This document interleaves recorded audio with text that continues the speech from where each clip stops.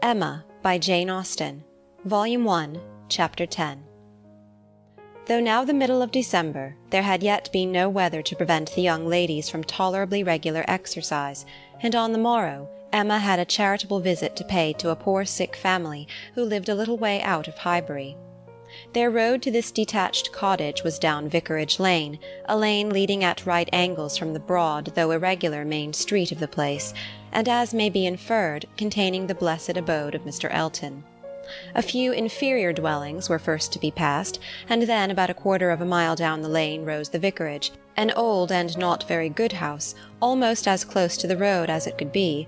It had no advantage of situation, but had been very much smartened up by the present proprietor, and such as it was, there could be no possibility of the two friends passing it without a slackened pace and observing eyes. Emma's remark was, "There it is. There go you and your riddle book one of these days." Harriet's was, "Oh, what a sweet house! How very beautiful! There are the yellow curtains that Miss Nash admires so much." "I do not often walk this way now," said Emma as they proceeded, "but then there will be an inducement, and I shall gradually get intimately acquainted with all the hedges, gates, pools, and pollards of this part of Highbury." Harriet, she found, had never in her life been inside the vicarage, and her curiosity to see it was so extreme, that, considering exteriors and probabilities, Emma could only class it as a proof of love, with Mr. Elton's seeing ready wit in her. "I wish we could contrive it," said she, "but I cannot think of any tolerable pretence for going in. No servant that I want to inquire about of his housekeeper, no message from my father." She pondered, but could think of nothing. After a mutual silence of some minutes, Harriet thus began again, "I do so wonder, Miss Woodhouse, that you should not be married, or going to be married, so charming as you are." Emma laughed and replied, "My being charming, Harriet, is not quite enough to induce me to marry. I must find other people charming, one other person at least, and I am not only not going to be married at present, but have very little intention of ever marrying at all." "Ah, so you say, but I cannot believe it." "I must see somebody very superior to anyone I have seen yet to be tempted. Mr. Elton, you know," recollecting herself, "is out of the question, and I do not wish to see any such person. I would rather not be tempted. I really cannot change for the better. If I were to marry, I must expect to repent it." "Dear me, it is so odd to hear a woman talk so." "I have none of the usual inducements of women to marry. Were I to fall in love, indeed, it would be a different thing.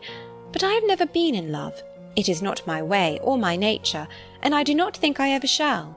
And without love, I am sure I should be a fool to change such a situation as mine. Fortune I do not want. Employment I do not want. Consequence I do not want. I believe few married women are half as much mistress of their husband's house as I am of Hartfield, and never, never could I expect to be so truly beloved and important, so always first and always right in any man's eyes, as I am in my father's." "But then to be an old maid at last, like Miss Bates!" "That is as formidable an image as you could present, Harriet, and if I thought I should ever be like Miss Bates, so silly, so satisfied, so smiling, so prosing, so undistinguishing and unfastidious, and so apt to tell everything relative to everybody about me, I would marry to-morrow. But between us, I am convinced there can never be any likeness, except in being unmarried." "But still, you will be an old maid, and that's so dreadful." "Never mind, Harriet, I shall not be a poor old maid, and it is poverty only which makes celibacy contemptible to a generous public.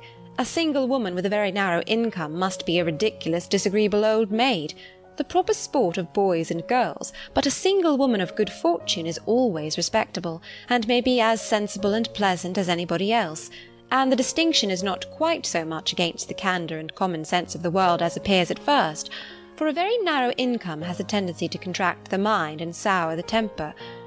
Those who can barely live, and who live perforce in a very small and generally very inferior society, may well be illiberal and cross.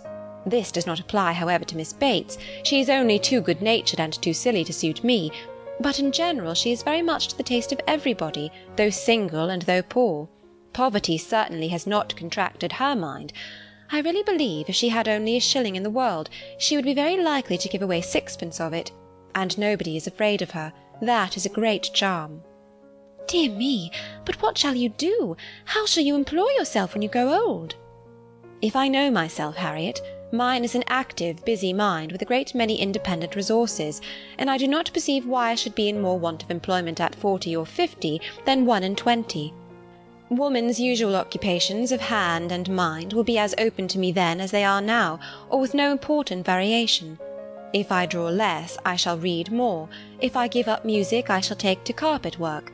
And as for objects of interest, objects to the affections, which is in truth the great point of inferiority, the want of which is really the great evil to be avoided in not marrying, I shall be very well off, with all the children of a sister I love so much to care about. There will be enough of them, in all probability, to supply every sort of sensation that declining life can need. There will be enough for every hope and every fear. And though my attachment to none can equal that of a parent, it suits my ideas of comfort better than what is warmer and blinder. My nephews and nieces. I shall often have a niece with me." "Do you know Miss Bates' niece? That is, I know you must have seen her 100 times, but are you acquainted?" "Oh, yes, we are always forced to be acquainted whenever she comes to Highbury. By the by, that is almost enough to put one out of conceit with a niece. Heaven forbid, at least, that I should ever bore people half so much about all the Knightleys together as she does about Jane Fairfax. One is sick of the very name of Jane Fairfax.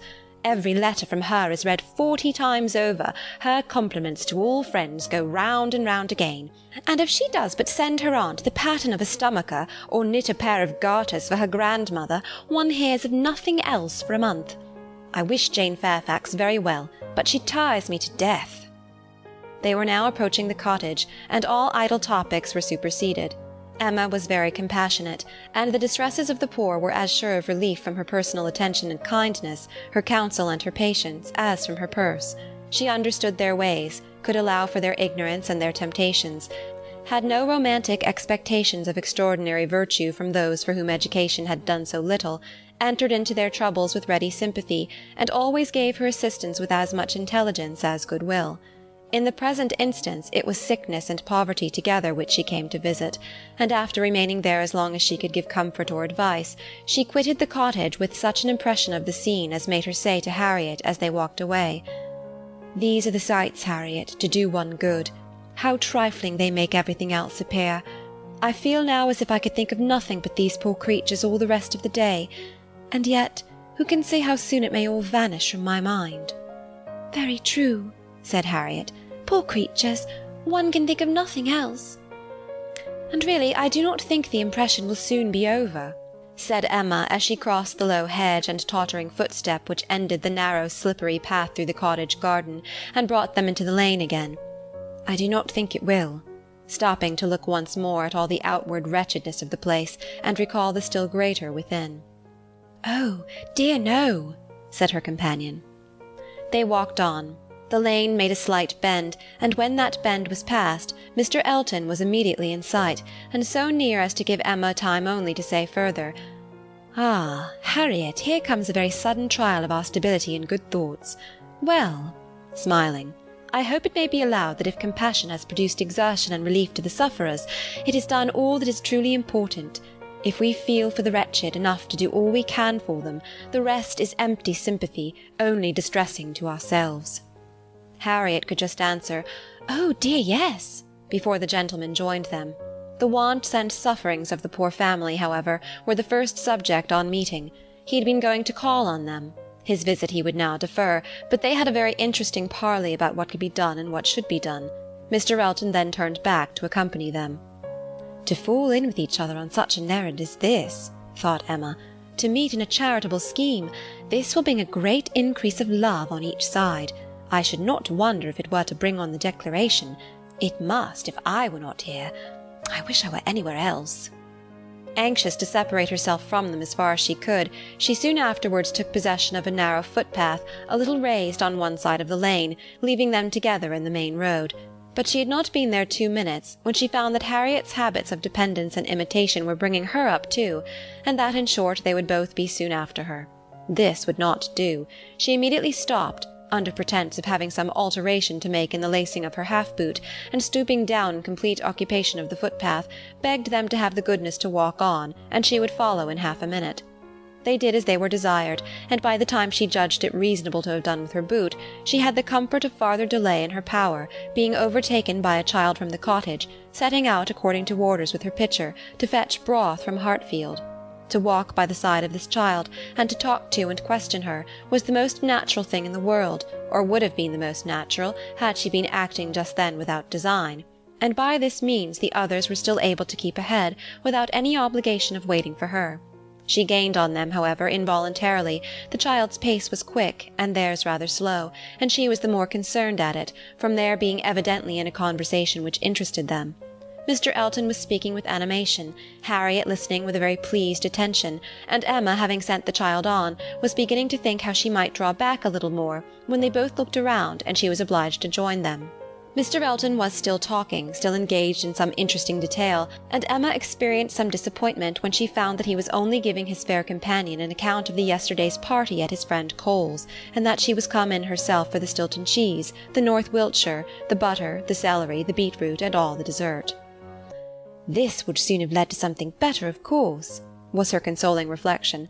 "Anything interests between those who love, and anything will serve as introduction to what is near the heart.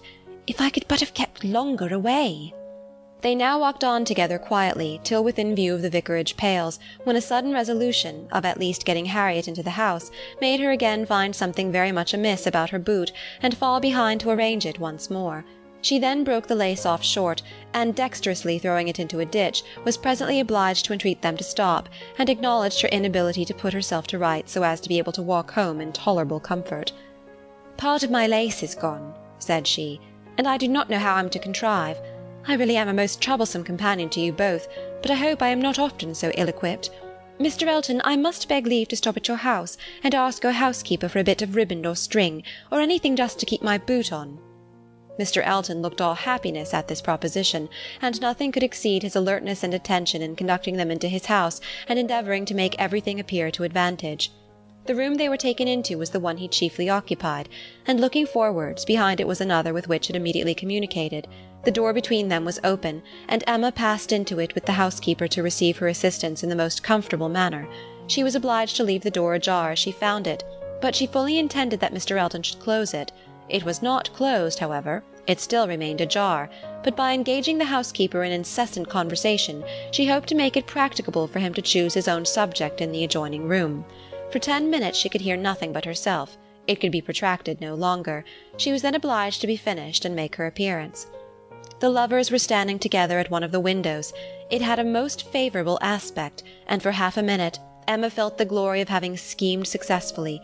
But it would not do. He had not come to the point.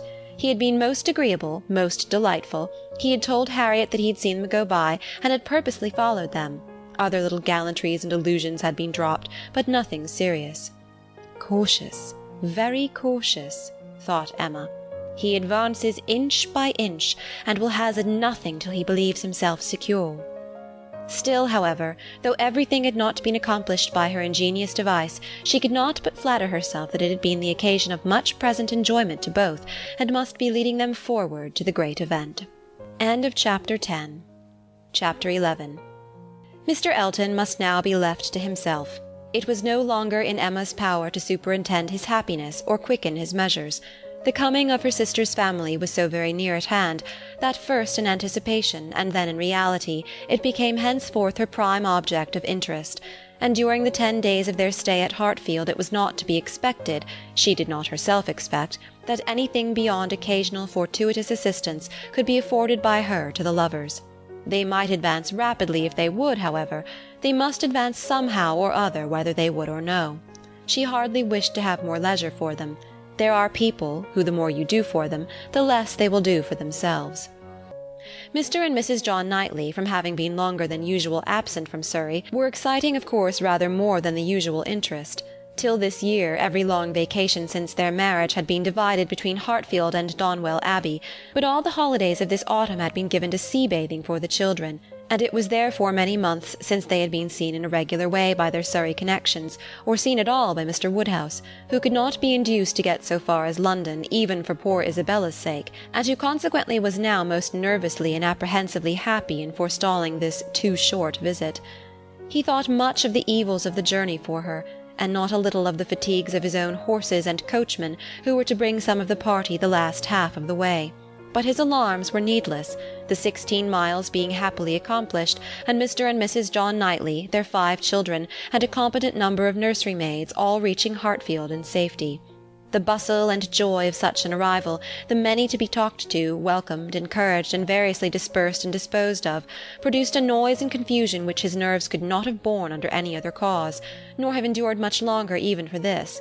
But the ways of Hartfield and the feelings of her father were so respected by Mrs. John Knightley, that in spite of maternal solicitude for the immediate enjoyment of her little ones, and for their having instantly all the liberty and attendance, all the eating and drinking and sleeping and playing which they could possibly wish for, without the smallest delay, the children were never allowed to be long a disturbance to him, either in themselves or in any restless attendance on them.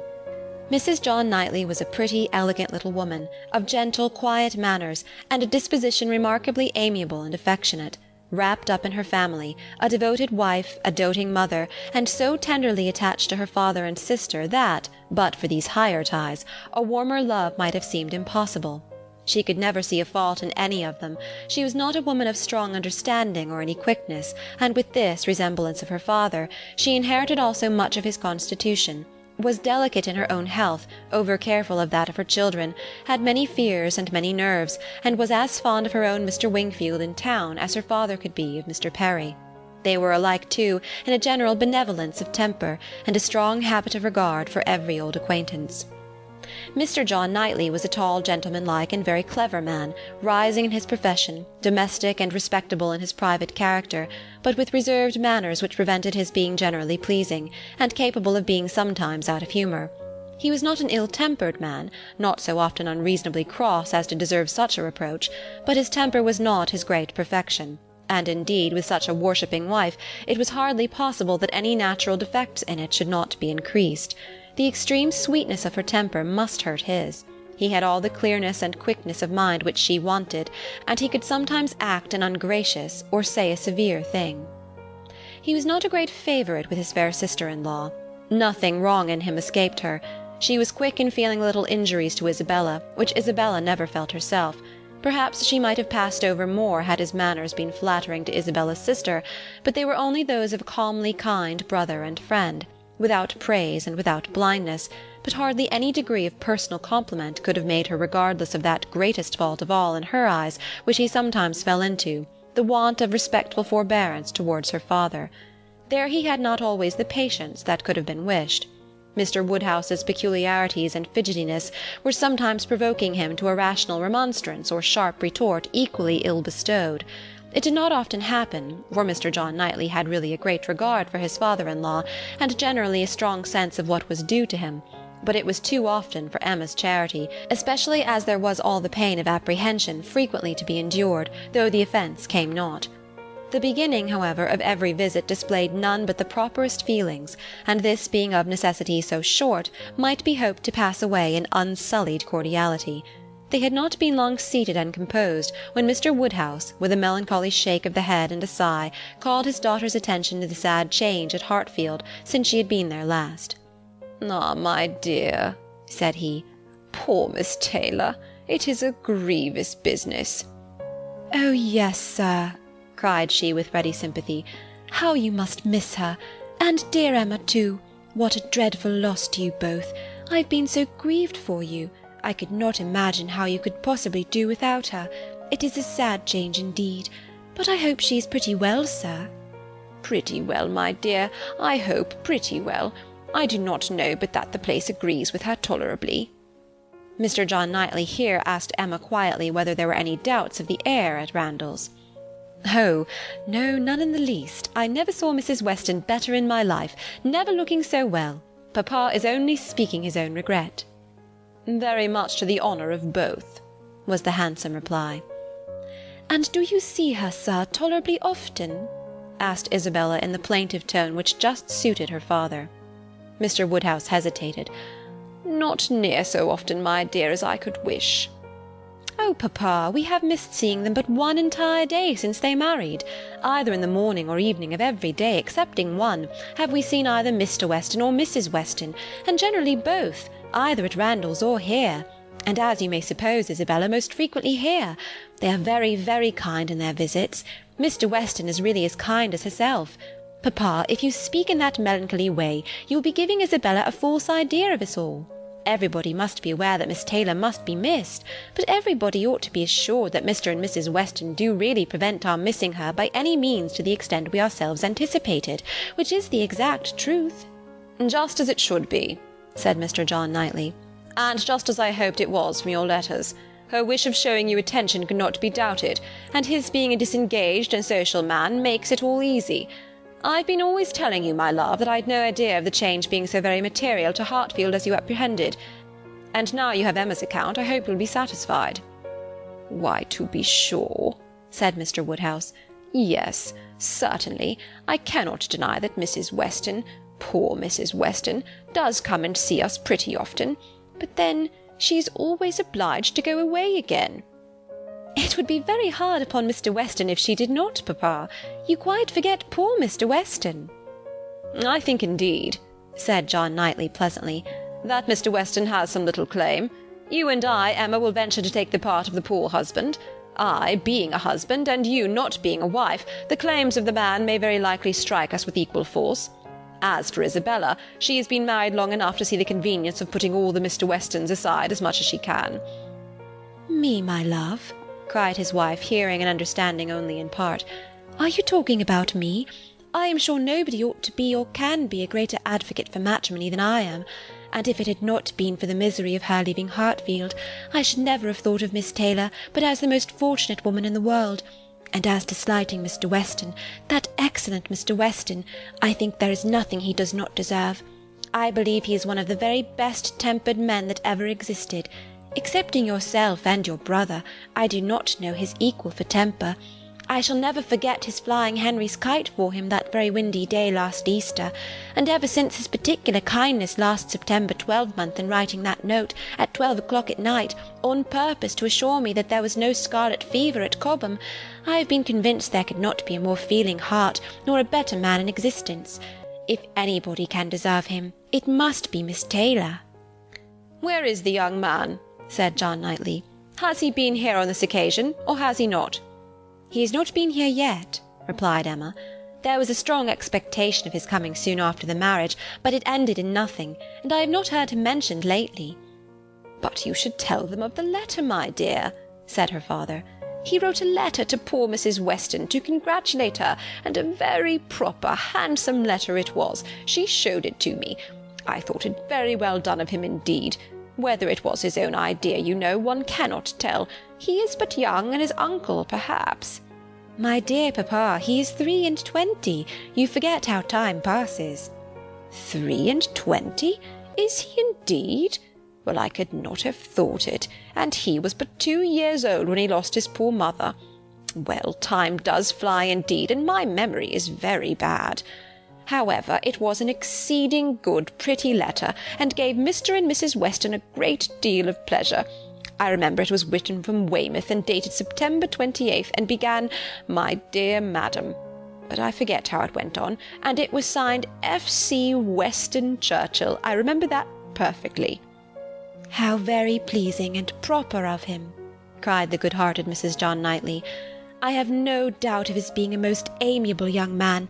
But how sad it is that he should not live at home with his father. There is something so shocking in a child's being taken away from his parents and natural home. I never could comprehend how Mr. Weston could part with him. To give up one's child, I really never could think well of anybody who proposed such a thing to anybody else." "Nobody ever did think well of the Churchills, I fancy," observed Mr. John Knightley coolly. "But you need not imagine Mr. Weston to have felt what you would feel in giving up Henry or John. Mr. Weston is rather an easy, cheerful-tempered man than a man of strong feelings. He takes things as he finds them, and makes enjoyment of them somehow or other, depending, I suspect, much more upon what is called society for his comforts, that is, upon the power of eating and drinking and playing whist with his neighbours 5 times a week, than upon family affection or anything that home affords." Emma could not like what bordered on a reflection on Mr. Weston, and had half a mind to take it up, but she struggled and let it pass. She would keep the peace if possible, and there was something honourable and valuable in the strong domestic habits, the all-sufficiency of home to himself, whence resulted her brother's disposition to look down on the common rate of social intercourse, and those to whom it was important. It had a high claim to forbearance. Chapter 12. Mr. Knightley was to dine with them, rather against the inclination of Mr. Woodhouse, who did not like that any one should share with him in Isabella's first day. Emma's sense of right, however, had decided it, and besides the consideration of what was due to each brother, she had particular pleasure, from the circumstance of the late disagreement between Mr. Knightley and herself, in procuring him the proper invitation. She hoped they might now become friends again. She thought it was time to make up. Making up, indeed, would not do. She certainly had not been in the wrong, and he would never own that he had. Concession must be out of the question, but it was time to appear to forget that they had ever quarrelled, and she hoped it might rather assist the restoration of friendship that when he came into the room she had one of the children with her, the youngest, a nice little girl about 8 months old, who was now making her first visit to Hartfield, and very happy to be danced about in her aunt's arms. It did assist, for though he began with grave looks and short questions, he was soon led on to talk of them all in the usual way, and to take the child out of her arms with all the unceremoniousness of perfect amity. Emma felt they were friends again, and the conviction giving her at first great satisfaction, and then a little sauciness, she could not help saying, as he was admiring the baby, "What a comfort it is that we think alike about our nephews and nieces. As to men and women, our opinions are sometimes very different, but with regard to these children, I observe we never disagree." "If you were as much guided by nature in your estimate of men and women, and as little under the power of fancy and whim in your dealings with them, as you are where these children are concerned, we might always think alike." "Oh, to be sure, our discordancies must always arise from my being in the wrong." "Yes," said he, smiling, "and reason good. I was 16 years old when you were born." "A material difference, then," she replied, "and no doubt you were much my superior in judgment at that period of our lives. But does not the lapse of 21 years bring our understandings a good deal nearer?" "Yes, a good deal nearer." "But still not near enough to give me a chance of being right if we think differently." "I have still the advantage of you by 16 years' experience, and by not being a pretty young woman and a spoiled child. Come, my dear Emma, let us be friends and say no more about it. Tell your aunt, little Emma, that she ought to set you a better example than to be renewing old grievances, and that if she were not wrong before, she is now." "That's true," she cried, "very true. Little Emma, grow up a better woman than your aunt. Be infinitely cleverer, and not half so conceited. Now, Mr. Knightley, a word or two more, and I have done. As far as good intentions went, we were both right, and I must say that no effects on my side of the argument have yet proved wrong. I only want to know that Mr. Martin is not very, very bitterly disappointed." "A man cannot be more so," was his short, full answer. "Ah, indeed, I am very sorry. Come, shake hands with me." This had just taken place, and with great cordiality, when John Knightley made his appearance, and "How do you do, George?" and "John, how are you?" succeeded in the true English style, burying under a calmness that seemed all but indifference the real attachment which would have led either of them, if requisite, to do everything for the good of the other. The evening was quiet and conversable, as Mr. Woodhouse declined cards entirely for the sake of comfortable talk with his dear Isabella, and the little party made 2 natural divisions, on one side he and his daughter, on the other the 2 Mr. Knightleys, their subjects totally distinct, or very rarely mixing, and Emma only occasionally joining in one or the other. the brothers talked of their own concerns and pursuits, but principally of those of the elder, whose temper was by much the most communicative, and who was always the greater talker. As a magistrate, he had generally some point of law to consult John about, or at least some curious anecdote to give, and as a farmer, as keeping in hand the home farm at Donwell, he had to tell what every field was to bear next year, and to give all such local information as could not fail of being interesting to a brother whose home it had equally been the longest part of his life, and whose attachments were strong. The plan of a drain, the change of a fence, the felling of a tree, and the destination of every acre for wheat, turnips, or spring corn, was entered into with as much equality of interest by John as his cooler manners rendered possible, and if his willing brother ever left him anything to inquire about, his inquiries even approached a tone of eagerness. While they were thus comfortably occupied, Mr. Woodhouse was enjoying a full flow of happy regrets and fearful affection with his daughter. "My poor dear Isabella," said he, fondly taking her hand, and interrupting for a few moments her busy labours for some one of her 5 children. "How long it is, how terribly long since you were here, and how tired you must be after your journey. You must go to bed early, my dear, and I recommend a little gruel to you before you go. You and I will have a nice basin of gruel together. My dear Emma, suppose we all have a little gruel." Emma could not suppose any such thing, knowing as she did that both the Mr. Knightleys were as unpersuadable on that article as herself, and 2 basins only were ordered. After a little more discourse in praise of gruel, with some wondering at its not being taken every evening by everybody, he proceeded to say, with an air of grave reflection, "It was an awkward business, my dear, your spending the autumn at Southend instead of coming here. I never had much opinion of the sea air."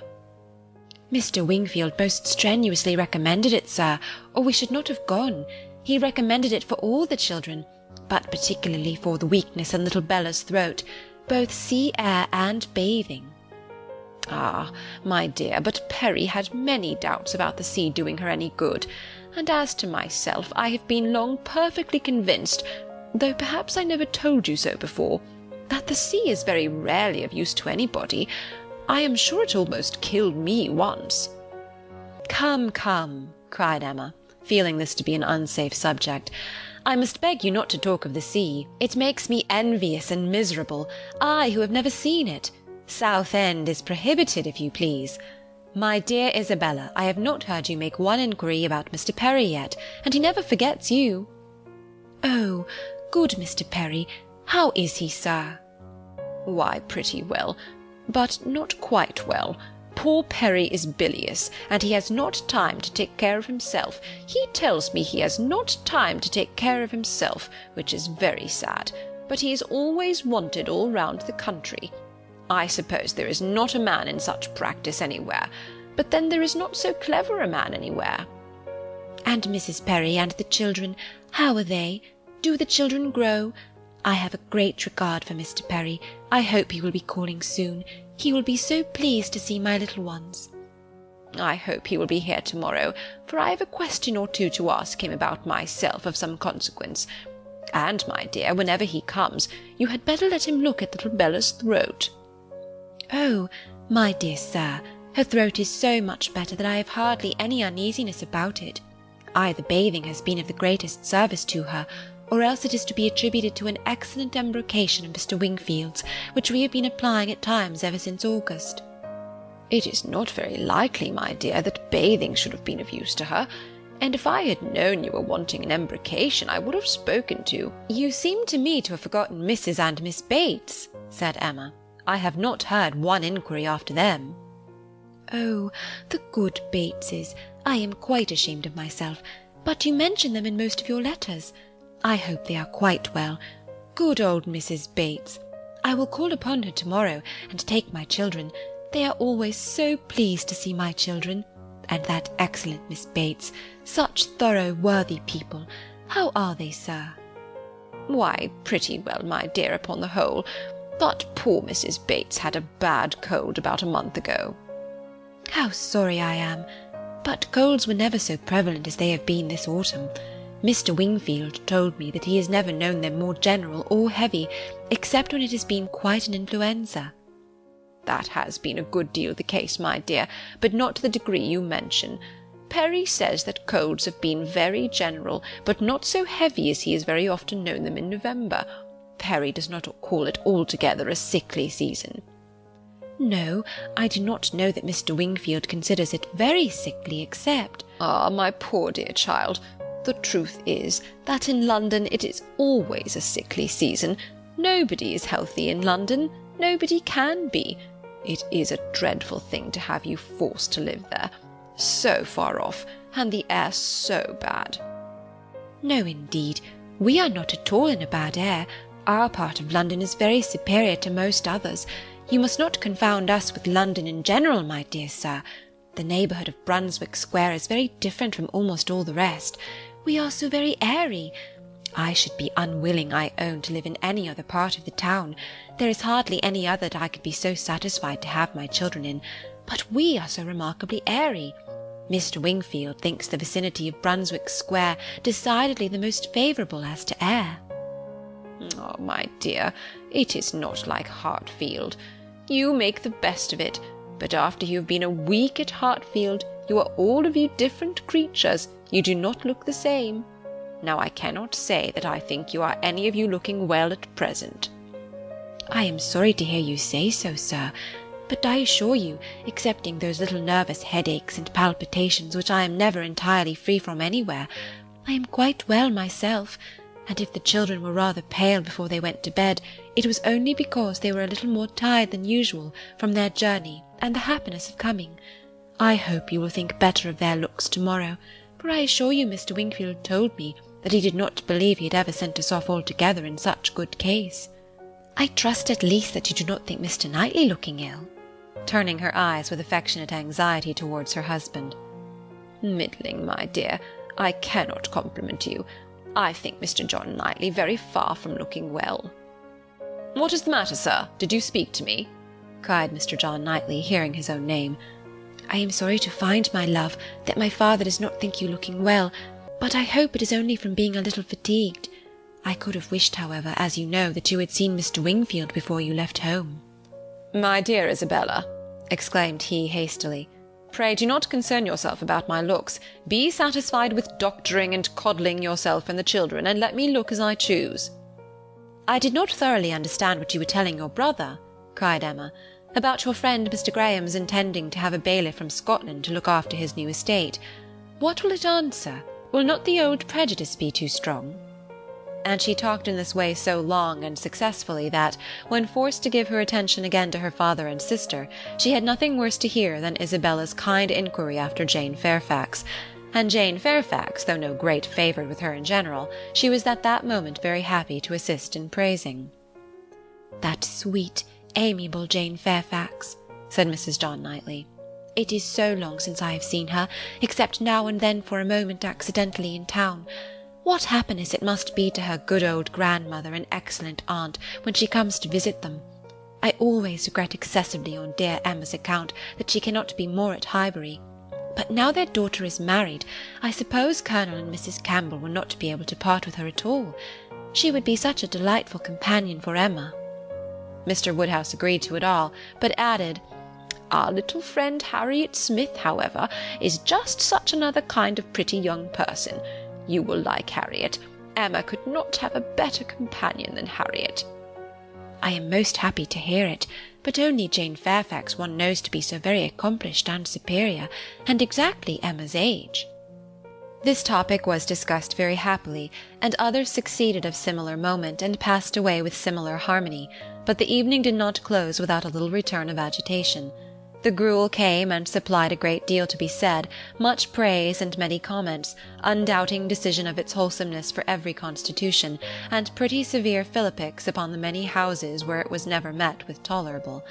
But unfortunately, among the failures which the daughter had to instance, the most recent, and therefore most prominent, was in her own cook at Southend, a young woman hired for the time, who had never been able to understand what she meant by a basin of nice smooth gruel, thin, but not too thin. Often as she had wished for and ordered it, she had never been able to get anything tolerable. Here was a dangerous opening. "Ah," said Mr. Woodhouse, shaking his head and fixing his eyes on her with tender concern. The ejaculation in Emma's ear expressed, "Ah, there is no end of the sad consequences of your going to Southend.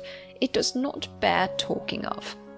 And for a little while she hoped he would not talk of it, and that a silent rumination might suffice to restore him to the relish of his own smooth gruel.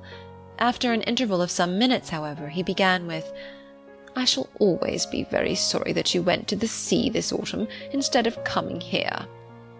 "But why should you be sorry, sir? I assure you it did the children a great deal of good."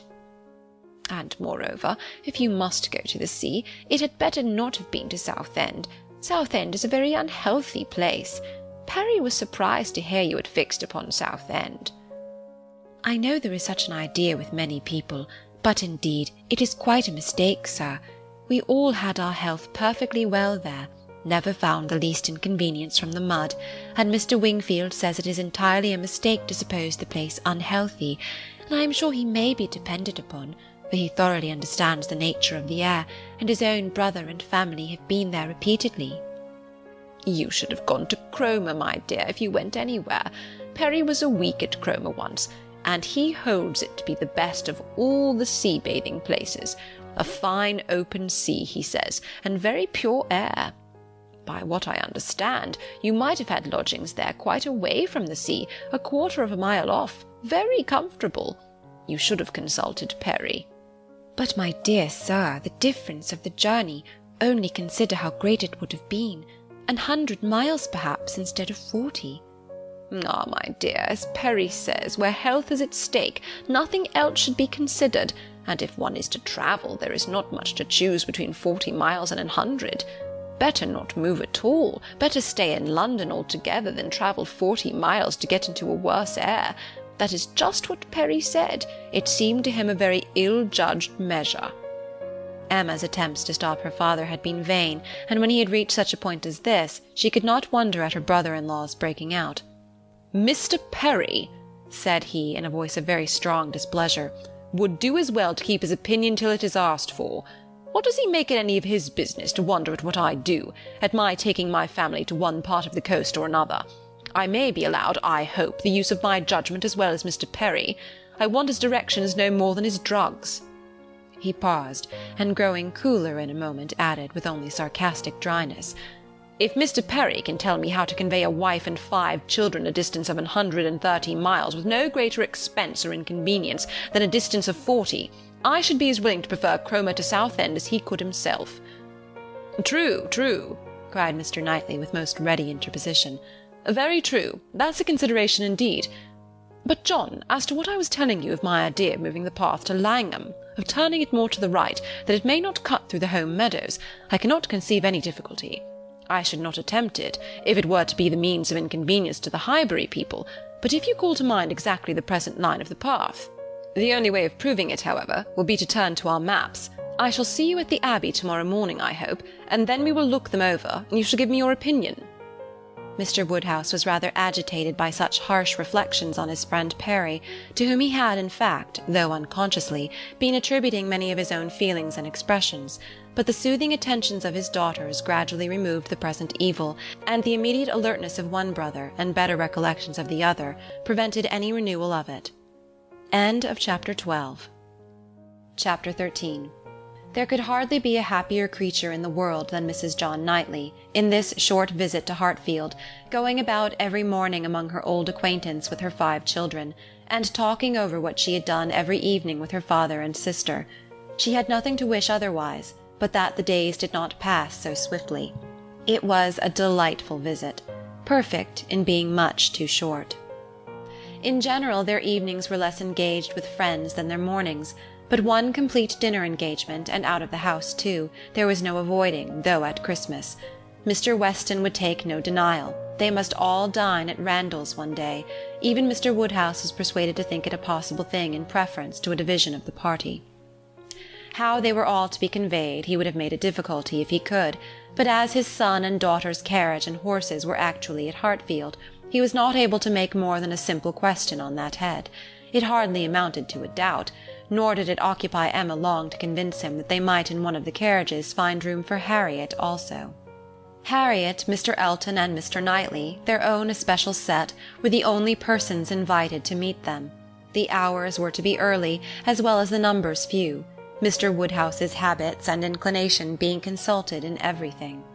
The evening before this great event, for it was a very great event that Mr. Woodhouse should dine out on the 24th of December, had been spent by Harriet at Hartfield, and she had gone home so much indisposed with the cold that, but for her own earnest wish of being nursed by Mrs. Goddard, Emma could not have allowed her to leave the house. Emma called on her the next day, and found her doom already signed with regard to Randalls. She was very feverish and had a bad sore throat. Mrs. Goddard was full of care and affection. Mr. Perry was talked of, and Harriet herself was too ill and low to resist the authority which excluded her from this delightful engagement, though she could not speak of her loss without many tears. Emma sat with her as long as she could, to attend her in Mrs. Goddard's unavoidable absences, and raise her spirits by representing how much Mr. Elton's would be depressed when he knew her state, and left her at last tolerably comfortable, in the sweet dependence of his having a most comfortless visit, and of their all missing her very much. She had not advanced many yards from Mrs. Goddard's door, when she was met by Mr. Elton himself, evidently coming towards it, and as they walked on slowly together in conversation about the invalid, of whom he, on the rumour of considerable illness, had been going to inquire, that he might carry some report of her to Hartfield, they were overtaken by Mr. John Knightley returning from the daily visit to Donwell, with his two eldest boys, whose healthy, glowing faces showed all the benefit of country run, and seemed to ensure a quick dispatch of the roast mutton and rice pudding they were hastening home for. They joined company and proceeded together. Emma was just describing the nature of her friend's complaint. A throat very much inflamed, with a great deal of heat about her, a quick low pulse, etc., and she was sorry to find from Mrs. Goddard that Harriet was liable to very bad sore throats, and had often alarmed her with them. Mr. Elton looked all alarm on the occasion, as he exclaimed, "A sore throat! I hope not infectious. I hope not of a putrid infectious sort. Has Perry seen her? Indeed, you should take care of yourself as well as of your friend. Let me entreat you to run no risks. Why does not Perry see her?"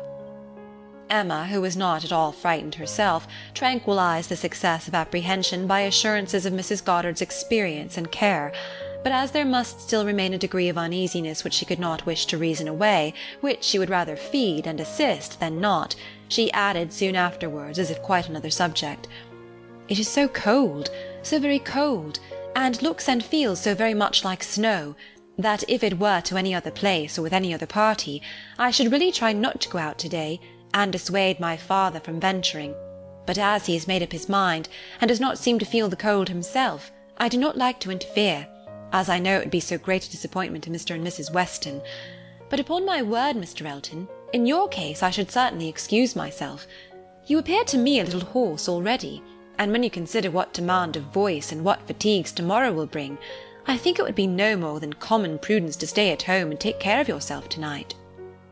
Mr. Elton looked as if he did not very well know what answer to make, which was exactly the case, for though very much gratified by the kind care of such a fair lady, and not liking to resist any advice of hers, he had not really the least inclination to give up the visit.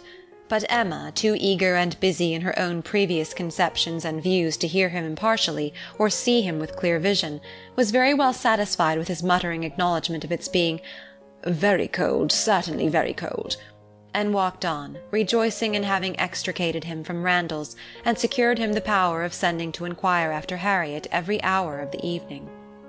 "You do quite right," said she. "We will make your apologies to Mr. and Mrs. Weston." But hardly had she so spoken, when she found her brother was civilly offering a seat in his carriage, if the weather were Mr. Elton's only objection, and Mr. Elton actually accepting the offer with much prompt satisfaction. It was a done thing. Mr. Elton was to go, and never had his broad, handsome face expressed more pleasure than at this moment. Never had his smile been stronger, nor his eyes more exulting than when he next looked at her. "Well," said she to herself, "this is most strange. After I had got him off so well, to choose to go into company, and leave Harriet ill behind. Most strange indeed. But there is, I believe, in many men, especially single men, such an inclination, such a passion for dining out. A dinner engagement is so high in the class of their pleasures, their employments, their dignities, almost their duties, that anything gives way to it. And this must be the case with Mr. Elton. A most valuable, amiable, pleasing young man, undoubtedly, and very much in love with Harriet. But still he cannot refuse an invitation. He must dine out whenever he is asked. What a strange thing love is! He can see ready wit in Harriet, but will not dine alone for her. Soon afterwards Mr. Elton quitted them, and she could not but do him the justice of feeling that there was a great deal of sentiment in his manner of naming Harriet at parting, in the tone of his voice while assuring her that he should call at Mrs. Goddard's for news of her fair friend, the last thing before he prepared for the happiness of meeting her again, when he hoped to be able to give a better report, and he sighed and smiled himself off in a way that left the balance of approbation much in his favour. After a few minutes of entire silence between them, John Knightley began with, "I never in my life saw a man more intent on being agreeable than Mr. Elton. It is downright labour to him where ladies are concerned. With men he can be rational and unaffected, but when he has ladies to please, every feature works." "Mr. Elton's manners are not perfect," replied Emma, "but where there is a wish to please, one ought to overlook, and one does overlook a great deal. Where a man does his best with only moderate powers, he will have the advantage over negligent superiority. There is such perfect good temper and good will in Mr. Elton as one cannot but value." "Yes," said Mr. John Knightley presently, with some slyness, "he seems to have a great deal of good will towards you." "Me?" she replied with a smile of astonishment. "Are you imagining me to be Mr. Elton's object?" "Such an imagination has crossed me, I own, Emma, and if it never occurred to you before, you may as well take it into consideration now." "Mr. Elton in love with me? What an idea!" "I do not say it is so, but you will do well to consider whether it is or not, and to regulate your behaviour accordingly. I think your manners to him encouraging. I speak as a friend, Emma. You had better look about you, and ascertain what you do and what you mean to do." "I thank you, but I assure you, you are quite mistaken. Mr. Elton and I are very good friends, and nothing more." And she walked on, amusing herself in the consideration of the blunders which often arise from a partial knowledge of circumstances, of the mistakes which people of high pretensions to judgment are for ever falling into, and not very well pleased with her brother for imagining her blind and ignorant and in want of counsel. He said no more. Mr. Woodhouse had so completely made up his mind to the visit, that in spite of the increasing coldness, he seemed to have no idea of shrinking from it, and set forward at last most punctually with his eldest daughter in his own carriage, with less apparent consciousness of the weather than either of the others, too full of the wonder of his own going, and the pleasure it was to afford at Randalls to see that it was cold, and too well wrapped up to feel it. The cold, however, was severe, and by the time the second carriage was in motion, a few flakes of snow were finding their way down, and the sky had the appearance of being so overcharged as to want only a milder air to produce a very white world in a very short time. Emma soon saw that her companion was not in the happiest humour.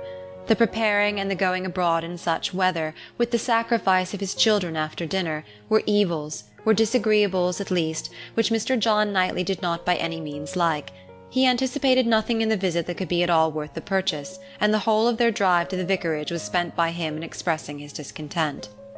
"A man," said he, "must have a very good opinion of himself when he asks people to leave their own fireside, and encounter such a day as this for the sake of coming to see him. He must think himself a most agreeable fellow. I could not do such a thing. It is the greatest absurdity. Actually snowing at this moment. The folly of not allowing people to be comfortable at home, and the folly of people's not staying comfortably at home when they can. If we were obliged to go out such an evening as this, by any call of duty or business, what a hardship we should deem it.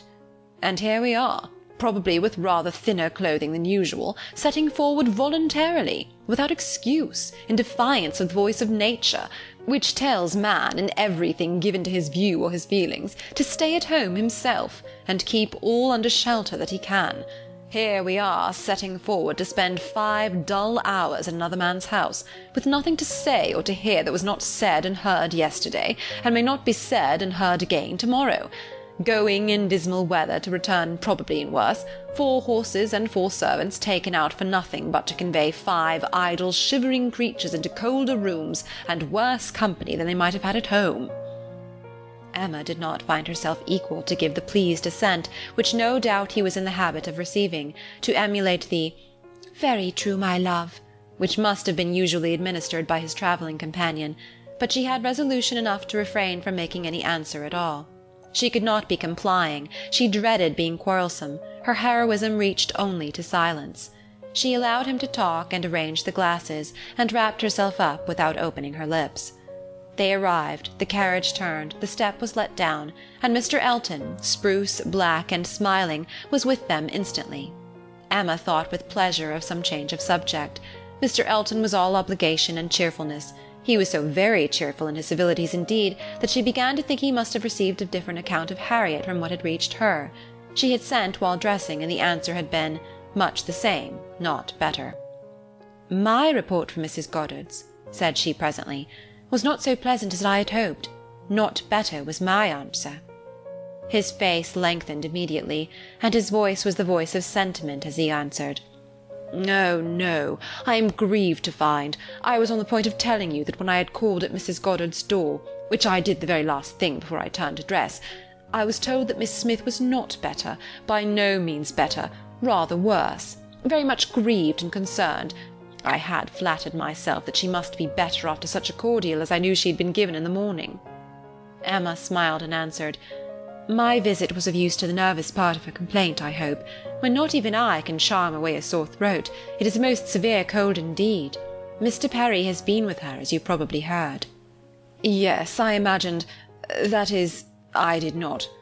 "He has been used to her in these complaints, and I hope to-morrow morning will bring us both a more comfortable report. But it is impossible not to feel uneasiness. Such a sad loss to our party to-day." "Dreadful! Exactly so indeed. She will be missed at every moment." This was very proper.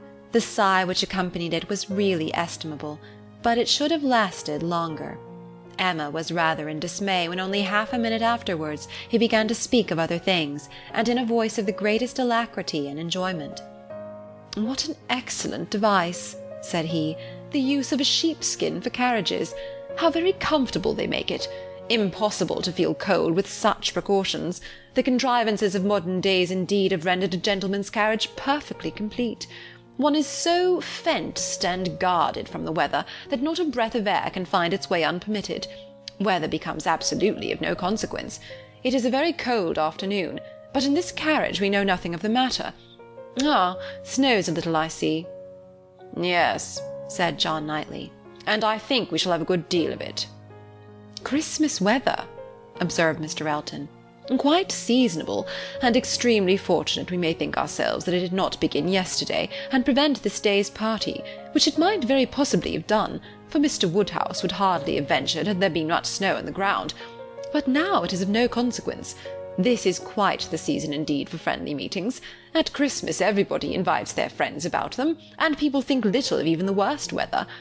I was snowed up at a friend's house once for a week. Nothing could be pleasanter. I went for only one night, and could not get away till that very day se'nnight." Mr. John Knightley looked as if he did not comprehend the pleasure, but only said coolly, "I cannot wish to be snowed up a week at Randall's." At another time Emma might have been amused, but she was too much astonished now at Mr. Elton's spirits for other feelings. Harriet seemed quite forgotten in the expectation of a pleasant party. "We are sure of excellent fires," continued he, "and everything in the greatest comfort. Charming people, Mr. and Mrs. Weston. Mrs. Weston, indeed, is much beyond praise, and he is exactly what one values, so hospitable, and so fond of society. It will be a small party, but where small parties are select, they are perhaps the most agreeable of any. Mr. Weston's dining-room does not accommodate more than 10 comfortably, and for my part I would rather under such circumstances fall short by 2 than exceed by 2. I think you will agree with me," turning with a soft air to Emma. "I think I shall certainly have your approbation, though Mr. Knightley, perhaps, from being used to the large parties of London, may not quite enter into our feelings." "I know nothing of the large parties of London, sir. I never dine with anybody." "Indeed?" in a tone of wonder and pity. "I had no idea that the law had been so great a slavery. Well, sir, the time must come when you will be paid for all this, when you will have little labour and great enjoyment." "My first enjoyment," replied John Knightley as they passed through the sweep gate, "will be to find myself safe at Hartfield again." Chapter 14. Some change of countenance was necessary for each gentleman as they walked into Mrs. Weston's drawing-room. Mr. Elton must compose his joyous looks, and Mr. John Knightley disperse his ill-humour. Mr. Elton must smile less, and Mr. John Knightley more, to fit them for the place. Emma only might be as nature prompted, and show herself just as happy as she was. To her it was real enjoyment to be with the Westons. Mr. Weston was a great favourite, and there was not a creature in the world to whom she spoke with such unreserve as to his wife. Not any one to whom she related with such conviction of being listened to and understood, of being always interesting and always intelligible, the little affairs, arrangements, perplexities, and pleasures of her father and herself. She could tell nothing of Hartfield, in which Mrs. Weston had not a lively concern, and half an hour's uninterrupted communication of all those little matters on which the daily happiness of private life depends, was one of the first gratifications of each. This was a pleasure which perhaps the whole day's visit might not afford, which certainly did not belong to the present half-hour. But the very sight of Mrs. Weston, her smile, her touch, her voice, was grateful to Emma, and she determined to think as little as possible of Mr. Elton's oddities, or of anything else unpleasant, and enjoy all that was enjoyable to the utmost. The misfortune of Harriet's cold had been pretty well gone through before her arrival. Mr. Woodhouse had been safely seated long enough to give the history of it, besides all the history of his own and Isabella's coming, and of Emma's being to follow, and had indeed just got to the end of his satisfaction that James should come and see his daughter, when the others appeared, and Mrs. Weston, who had been almost wholly engrossed by her attentions to him, was able to turn away and welcome her dear Emma. Emma's project of forgetting Mr. Elton for a while made her rather sorry to find, when they had all taken their places, that he was close to her. The difficulty was great of driving his strange insensibility towards Harriet from her mind, while he not only sat at her elbow, but was continually obtruding his happy countenance on her notice, and solicitously addressing her upon every occasion. Instead of forgetting him, his behaviour was such that she could not avoid the internal suggestion of, "Can it really be as my brother imagined? Can it be possible for this man to be beginning to transfer his affections from Harriet to me? Absurd and insufferable!" Yet he would be so anxious for her being perfectly warm, and would be so interested about her father, and so delighted with Mrs. Weston, and at last would begin admiring her drawings with so much zeal and so little knowledge as seemed terribly like a would-be lover, and made it some effort with her to preserve her good manners. For her own sake she could not be rude, and for Harriet's, in the hope that all would yet turn out right, she was even positively civil.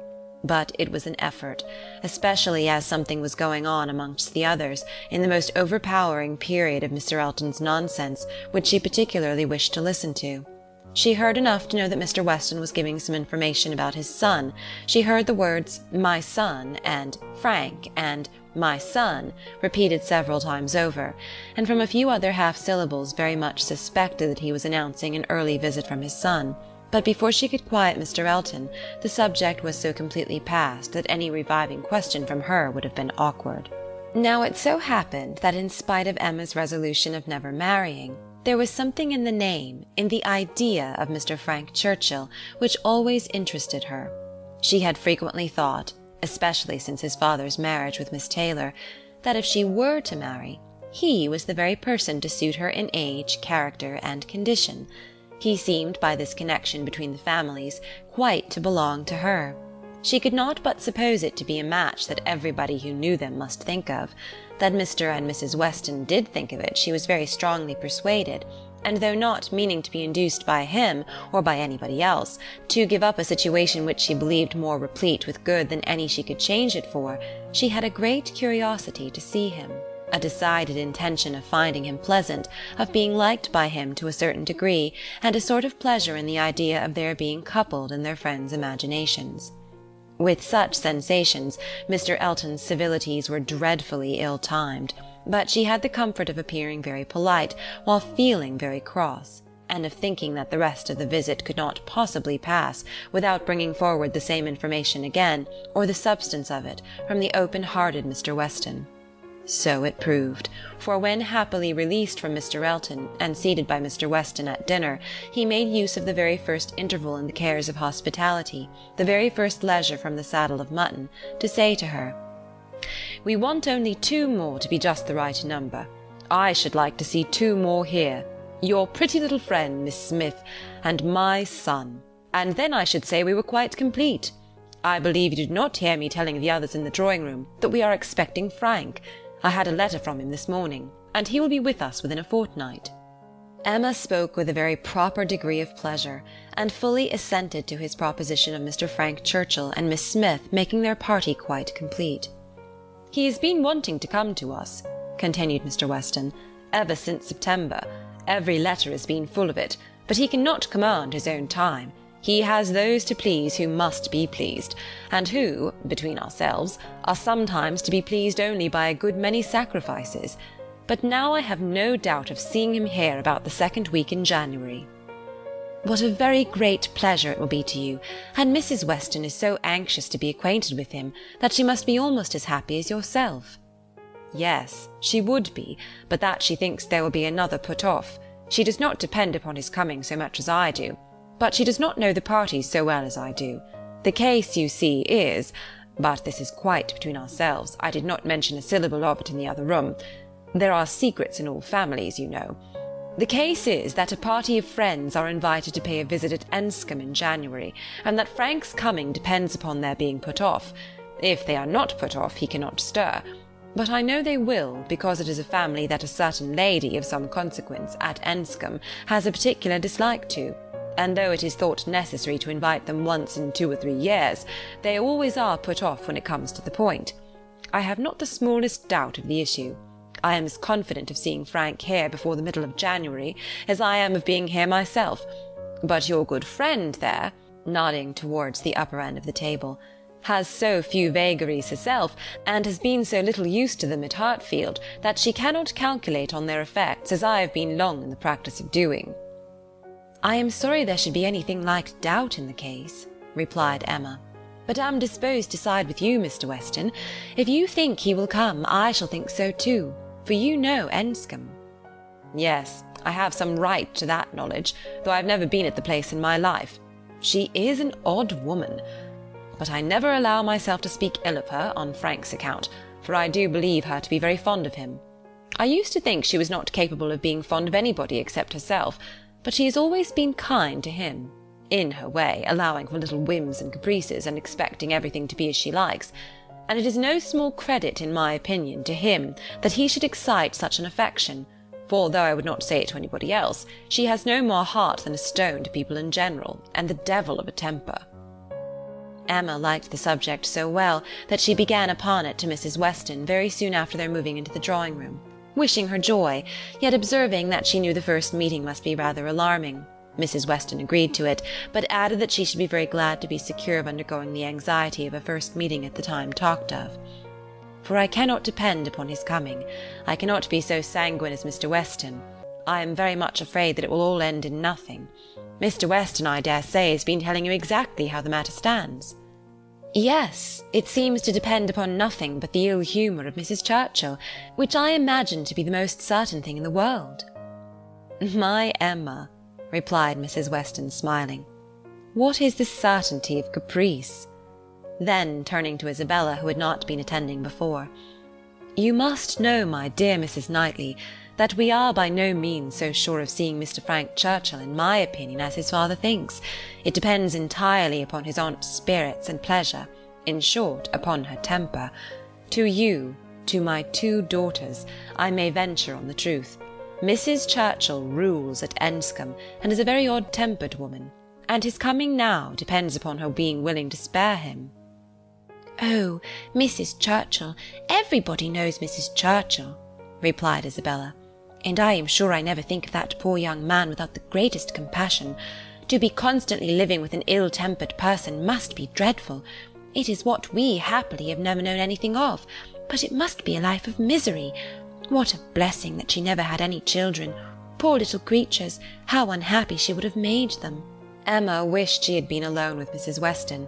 She should then have heard more. Mrs. Weston would speak to her with a degree of unreserve which she would not hazard with Isabella, and she really believed would scarcely try to conceal anything relative to the Churchills from her, excepting those views on the young man of which her own imagination had already given her such instinctive knowledge.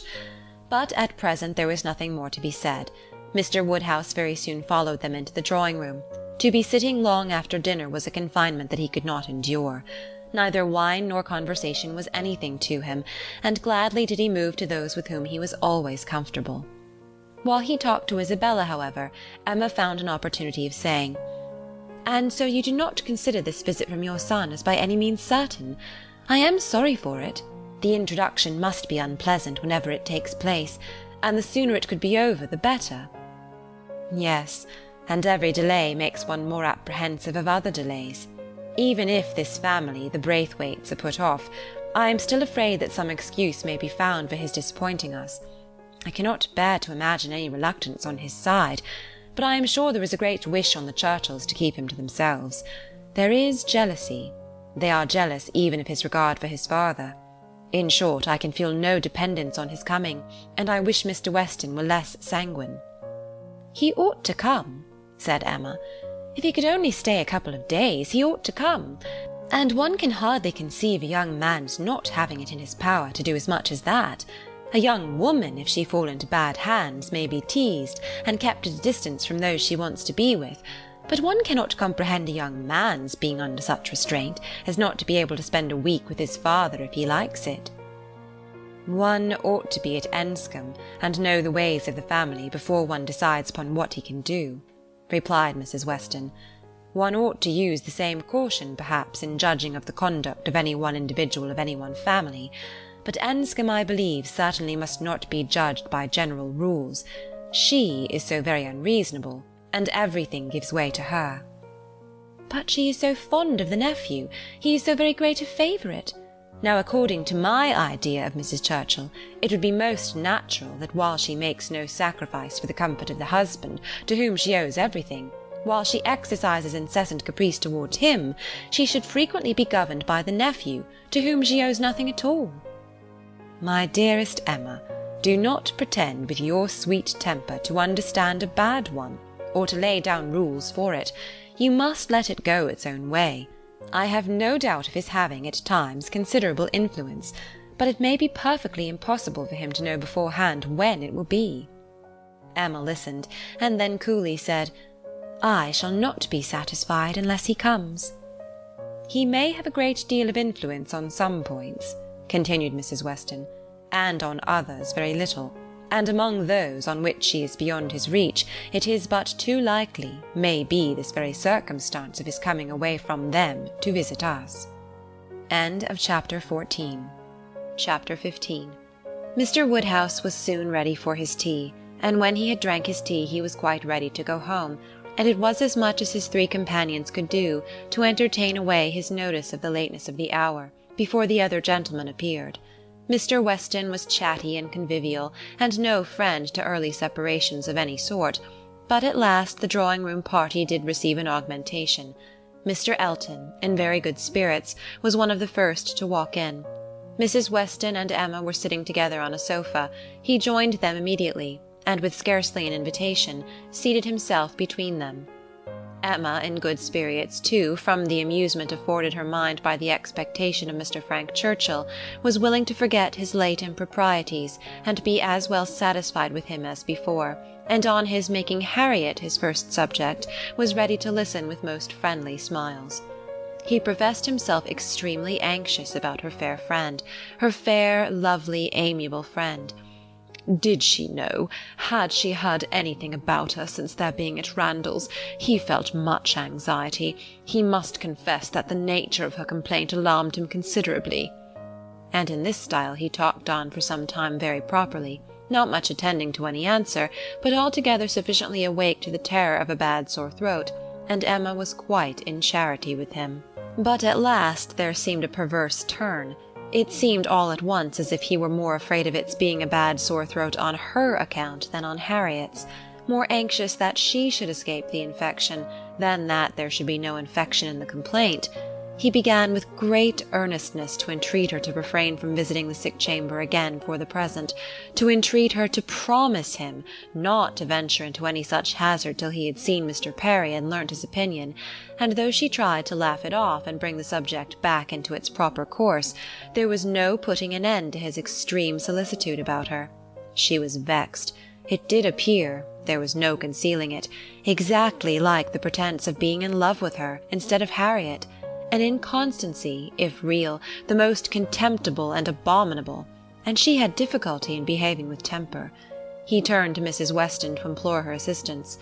Would not she give him her support? Would not she add her persuasions to his, to induce Miss Woodhouse not to go to Mrs. Goddard's, till it was certain that Miss Smith's disorder had no infection? He could not be satisfied without a promise. Would not she give him her influence in procuring it? So scrupulous for others, he continued, and yet so careless for herself.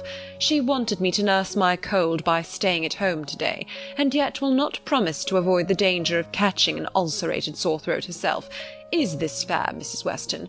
Judge between us. Have not I some right to complain? I am sure of your kind support and aid.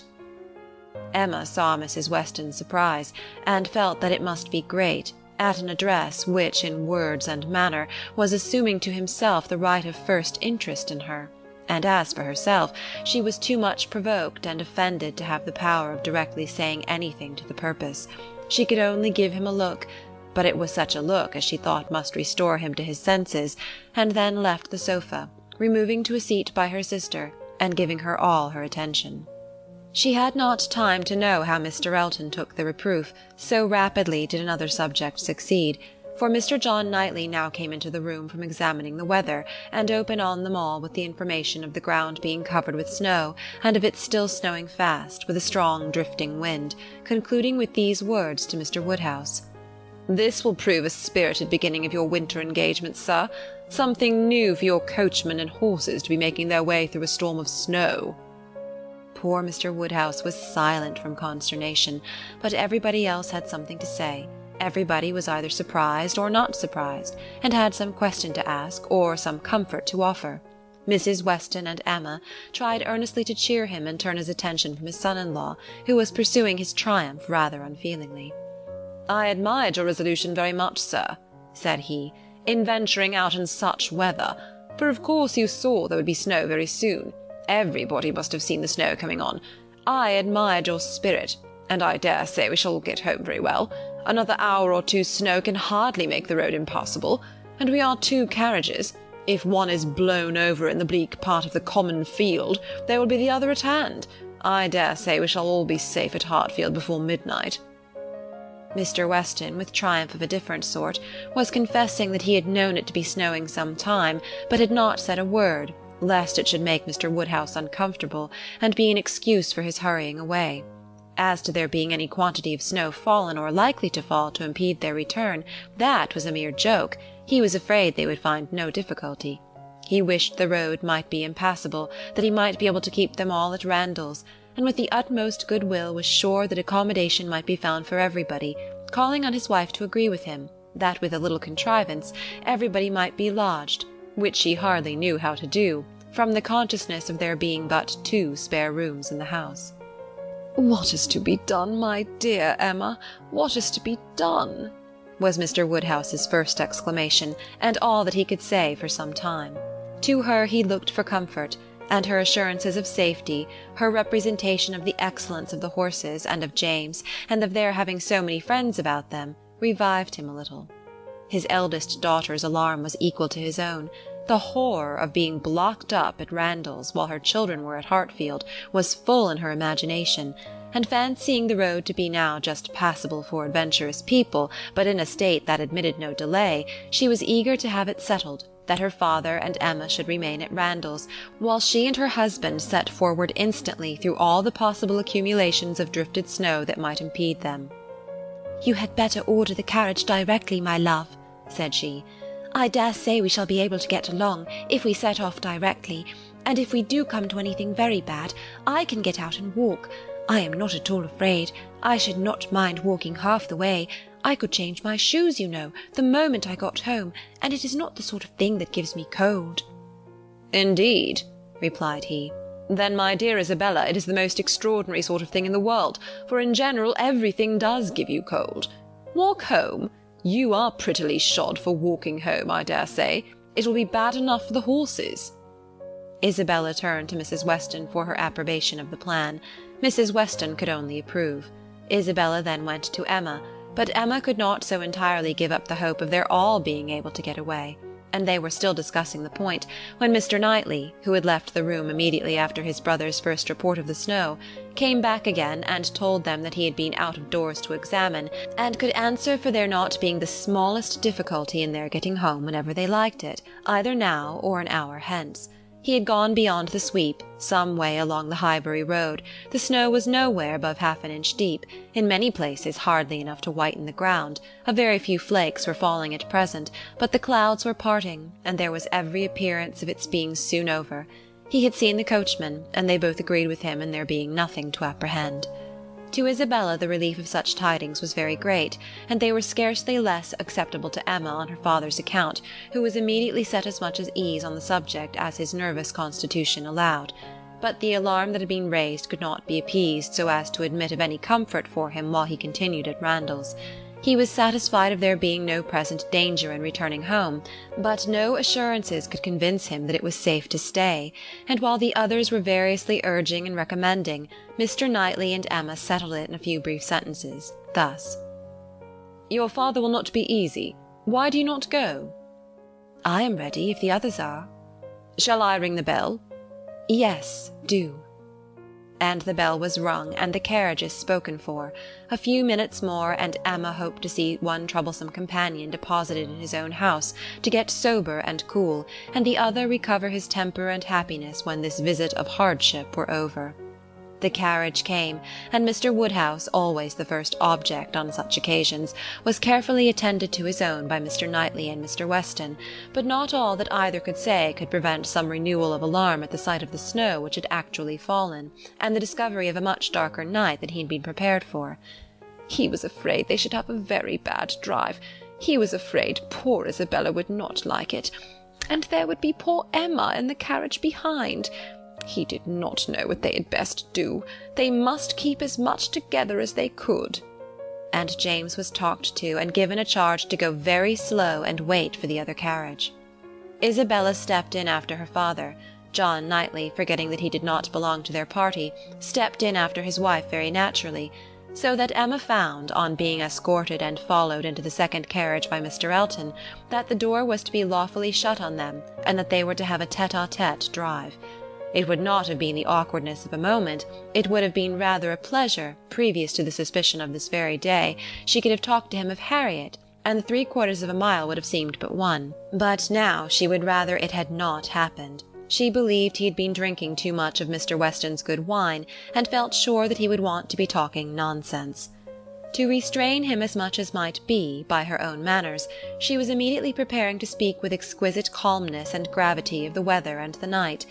But scarcely had she begun, scarcely had they passed the sweep-gate and joined the other carriage, than she found her subject cut up, her hand seized, her attention demanded, and Mr. Elton actually making violent love to her, availing himself of the precious opportunity, declaring sentiments which must be already well known, hoping, fearing, adoring, ready to die if she refused him, but flattering himself that his ardent attachment and unequalled love and unexampled passion could not fail of having some effect, and in short, very much resolved on being seriously accepted as soon as possible. It really was so.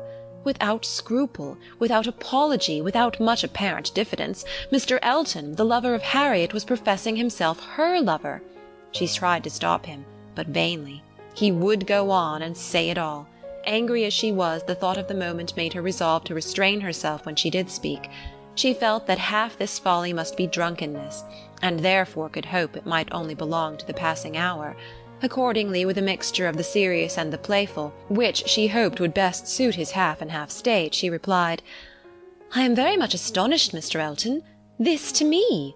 You forget yourself. You take me for my friend. Any message to Miss Smith I shall be happy to deliver, but no more of this to me, if you please." "Miss Smith? Message to Miss Smith? What could she possibly mean?" And he repeated her words with such assurance of accent, such boastful pretence of amazement, that she could not help replying with quickness, "Mr. Elton, this is the most extraordinary conduct, and I can account for it only in one way. You are not yourself, or you could not speak either to me or of Harriet in such a manner. Command yourself enough to say no more, and I will endeavour to forget it."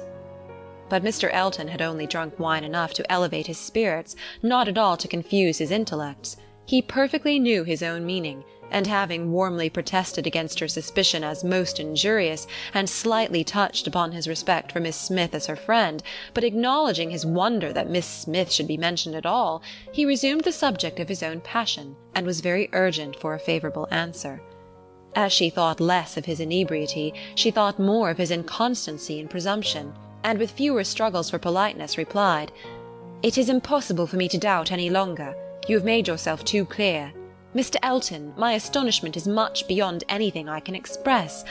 After such behaviour as I have witnessed during the last month to Miss Smith, such attentions as I have been in the daily habit of observing, to be addressing me in this manner, this is an unsteadiness of character indeed, which I had not supposed possible. Believe me, sir, I am far, very far from gratified in being the object of such professions." "Good heaven!" cried Mr. Elton. "What can be the meaning of this? Miss Smith! I never thought of Miss Smith in the whole course of my existence, never paid her any attentions but as your friend, never cared whether she were dead or alive but as your friend. If she has fancied otherwise, her own wishes have misled her, and I am very sorry, extremely sorry. But Miss Smith, indeed! Oh, Miss Woodhouse! Who can think of Miss Smith when Miss Woodhouse is near? No, upon my honour, there is no unsteadiness of character. I have thought only of you. I protest against having paid the smallest attention to anyone else. Everything that I have said or done for many weeks past has been with the sole view of marking my adoration of yourself. You cannot really seriously doubt it. No!" in an accent meant to be insinuating, "I am sure you have seen and understood me." It would be impossible to say what Emma felt on hearing this, which of all her unpleasant sensations was uppermost. She was too completely overpowered to be immediately able to reply, and 2 moments of silence being ample encouragement for Mr. Elton's sanguine state of mind, he tried to take her hand again, as he joyously exclaimed, "Charming Miss Woodhouse, allow me to interpret this interesting silence. It confesses that you have long understood me." "No, sir," cried Emma, "it confesses no such thing. So far from having long understood you, I have been in a most complete error with respect to your views till this moment. As to myself, I am very sorry that you should have been giving way to any feelings. Nothing could be farther from my wishes. Your attachment to my friend Harriet, your pursuit of her, pursuit it appeared, gave me great pleasure, and I have been very earnestly wishing you success. But had I supposed that she were not your attraction to Hartfield, I should certainly have thought you judged ill in making your visits so frequent. Am I to believe that you have never sought to recommend yourself particularly to Miss Smith, that you have never thought seriously of her?" "Never, madam," cried he, affronted in his tone. "Never, I assure you, I think seriously of Miss Smith. Miss Smith is a very good sort of girl, and I should be happy to see her respectably settled. I wish her extremely well, and no doubt there are men who might not object to... Everybody has their level, but as for myself, I am not, I think, quite so much at a loss. I need not so totally despair of an equal alliance as to be addressing myself to Miss Smith. No, madam, my visits to Hartfield have been for yourself only, and the encouragement I received— Encouragement! I give you encouragement! Sir, you have been entirely mistaken in supposing it. I have seen you only as the admirer of my friend. In no other light could you have been more to me than a common acquaintance. I am exceedingly sorry, but it is well that the mistake ends where it does. Had the same behaviour continued, Miss Smith might have been led into a misconception of your views, not being aware, probably, any more than myself, of the very great inequality which you are so sensible of. But as it is, the disappointment is single, and I trust will not be lasting. I have no thoughts of matrimony at present."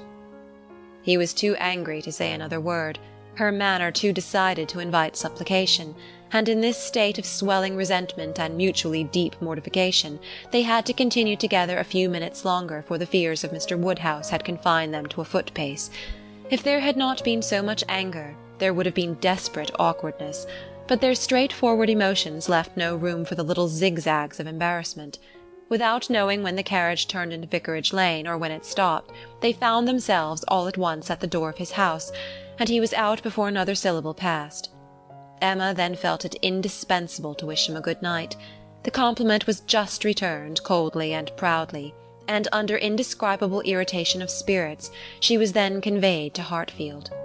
There she was welcomed with the utmost delight by her father, who had been trembling for the dangers of a solitary drive from Vicarage Lane, turning a corner which he could never bear to think of, and in strange hands, a mere common coachman, no James, and there it seemed as if her return only were wanted to make everything go well, for Mr. John Knightley, ashamed of his ill-humour, was now all kindness and attention, and so particularly solicitous for the comfort of her father as to seem, if not quite ready to join him in a basin of gruel, perfectly sensible of its being exceedingly wholesome, and the day was concluding in peace and comfort to all their little party, except herself. But her mind had never been in such perturbation, and it needed a very strong effort to appear attentive and cheerful till the usual hour of separating allowed her the relief of quiet reflection. Chapter 16. The hair was curled and the maid sent away, and Emma sat down to think and be miserable. It was a wretched business indeed, such an overthrow of everything she had been wishing for, such a development of everything most unwelcome, such a blow for Harriet. That was the worst of all. Every part of it brought pain and humiliation of some sort or other, but compared with the evil to Harriet, all was light, and she would gladly have submitted to feel yet more mistaken, more in error, more disgraced by misjudgment than she actually was, could the effects of her blunders have been confined to herself. If I had not persuaded Harriet into liking the man, I could have borne anything. He might have doubled his presumption to me. But poor Harriet! How she could have been so deceived! He protested that he had never thought seriously of Harriet, never. She looked back as well as she could, but it was all confusion. She had taken up the idea, she supposed, and made everything bend to it. His manners, however, must have been unmarked, wavering, dubious, or she could not have been so misled. The picture! How eager he had been about the picture! And the charade! And 100 other circumstances! How clearly they had seemed to point at Harriet! To be sure, the charade, with its ready wit, but then the soft eyes! In fact, it suited neither. It was a jumble without taste or truth. Who could have seen through such thick-headed nonsense? Certainly she had often, especially of late, thought his manners to herself unnecessarily gallant, but it had passed as his way, as a mere error of judgment, of knowledge, of taste, as one proof among others that he had not always lived in the best society, that with all the gentleness of his address, true elegance was sometimes wanting. But till this very day she had never for an instant suspected it to mean anything but grateful respect to her as Harriet's friend. To Mr. John Knightley she was indebted for her first idea on the subject, for the first start of its possibility. There was no denying that those brothers had penetration. She remembered what Mr. Knightley had once said to her about Mr. Elton, the caution he had given, the conviction he had professed that Mr. Elton would never marry indiscreetly, and blushed to think how much truer a knowledge of his character had been there shown than any she had reached herself. It was dreadfully mortifying. But Mr. Elton was proving himself, in many respects, the very reverse of what she had meant and believed him, proud, assuming, conceited, very full of his own claims, and little concerned about the feelings of others. Contrary to the usual course of things, Mr. Elton's wanting to pay his addresses to her had sunk him in her opinion. His professions and his proposals did him no service. She thought nothing of his attachment, and was insulted by his hopes. He wanted to marry well, and having the arrogance to raise his eyes to her, pretended to be in love. But she was perfectly easy as to his not suffering any disappointment that need be cared for. There had been no real affection either in his language or manners. Sighs and fine words had been given in abundance, but she could hardly devise any set of expressions, or fancy any tone of voice, less allied with real love. She need not trouble herself to pity him. He only wanted to aggrandize and enrich himself, and if Miss Woodhouse of Hartfield, the heiress of £30,000, were not quite so easily obtained as he had fancied, he would soon try for Miss Somebody else with 20 or with 10. But that he should talk of encouragement, and should consider her as aware of his views, accepting his attentions, meaning, in short, to marry him, should suppose himself her equal in connection or mind, look down upon her friend, so well understanding the gradations of rank below him, and be so blind to what rose above, as to fancy himself showing no presumption in addressing her. It was most provoking. Perhaps it was not fair to expect him to feel how very much he was her inferior in talent and all the elegancies of mind. The very want of such equality might prevent his perception of it, but he must know that in fortune and consequence she was greatly his superior. He must know that the Woodhouses had been settled for several generations at Hartfield, the younger branch of a very ancient family, and that the Eltons were nobody. The landed property of Hartfield certainly was inconsiderable, being but a sort of notch in the Donwell Abbey estate, to which all the rest of Highbury belonged. But their fortune, from other sources, was such as to make them scarcely secondary to Donwell Abbey itself, in every other kind of consequence, and the Woodhouses had long held a high place in the consideration of the neighbourhood, which Mr. Elton had first entered not 2 years ago, to make his way as he could, without any alliances but in trade, or anything to recommend him to notice but his situation and his civility. But he had fancied her in love with him. That evidently must have been his dependence, and after raving a little about the seeming incongruity of gentle manners and a conceited head, Emma was obliged in common honesty to stop and admit that her own behaviour to him had been so complacent and obliging, so full of courtesy and attention, as, supposing her real motive unperceived, might warrant a man of ordinary observation and delicacy, like Mr. Elton, in fancying himself a very decided favourite. If she had so misinterpreted his feelings, she had little right to wonder that he, with self-interest to blind him, should have mistaken hers. The first error and the worst lay at her door. It was foolish, it was wrong to take so active a part in bringing any two people together. It was adventuring too far, assuming too much, making light of what ought to be serious, a trick of what ought to be simple. She was quite concerned and ashamed, and resolved to do such things no more. "Here have I," said she, "actually talked poor Harriet into being very much attached to this man. She might never have thought of him but for me, and certainly never would have thought of him with hope, if I had not assured her of his attachment, for she is as modest and humble as I used to think him. Oh, that I might have been satisfied with persuading her not to accept young Martin! There I was quite right, that was well done of me, but there I should have stopped, and left the rest to time and chance. I was introducing her into good company, and giving her the opportunity of pleasing someone worth having. I ought not to have attempted more. But now, poor girl, her peace is cut up for some time. I have been but half a friend to her, and if she were not to feel this disappointment so very much, I am sure I have not an idea of anybody else who would be at all desirable for her. William Cox? Oh no, I could not endure William Cox, a pert young lawyer." She stopped to blush and laugh at her own relapse, and then resumed a more serious, more dispiriting cogitation upon what had been, and might be, and must be. the distressing explanation she had to make to Harriet, and all that poor Harriet would be suffering, with the awkwardness of future meetings, the difficulties of continuing or discontinuing the acquaintance, of subduing feelings, concealing resentment, and avoiding éclat, were enough to occupy her in most unmirthful recollection some time longer, and she went to bed at last with nothing settled but the conviction of her having blundered most dreadfully. To youth and natural cheerfulness like Emma's, though under temporary gloom at night, the return of day will hardly fail to bring return of spirits. The youth and cheerfulness of morning are in happy analogy, and of powerful operation, and if the distress be not poignant enough to keep the eyes unclosed, they will be sure to open to sensations of softened pain and brighter hope. Emma got up on the morrow more disposed for comfort than she had gone to bed, more ready to see alleviations of the evil before her, and to depend on getting tolerably out of it.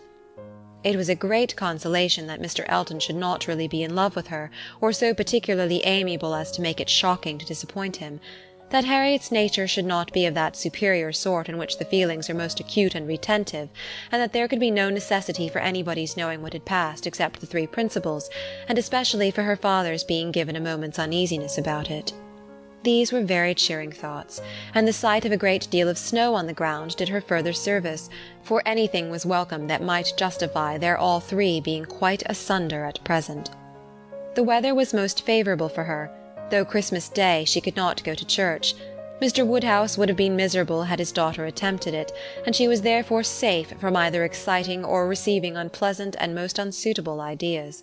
The ground covered with snow, and the atmosphere in that unsettled state between frost and thaw, which is of all others the most unfriendly for exercise, every morning beginning in rain or snow, and every evening setting in to freeze, she was for many days a most honourable prisoner.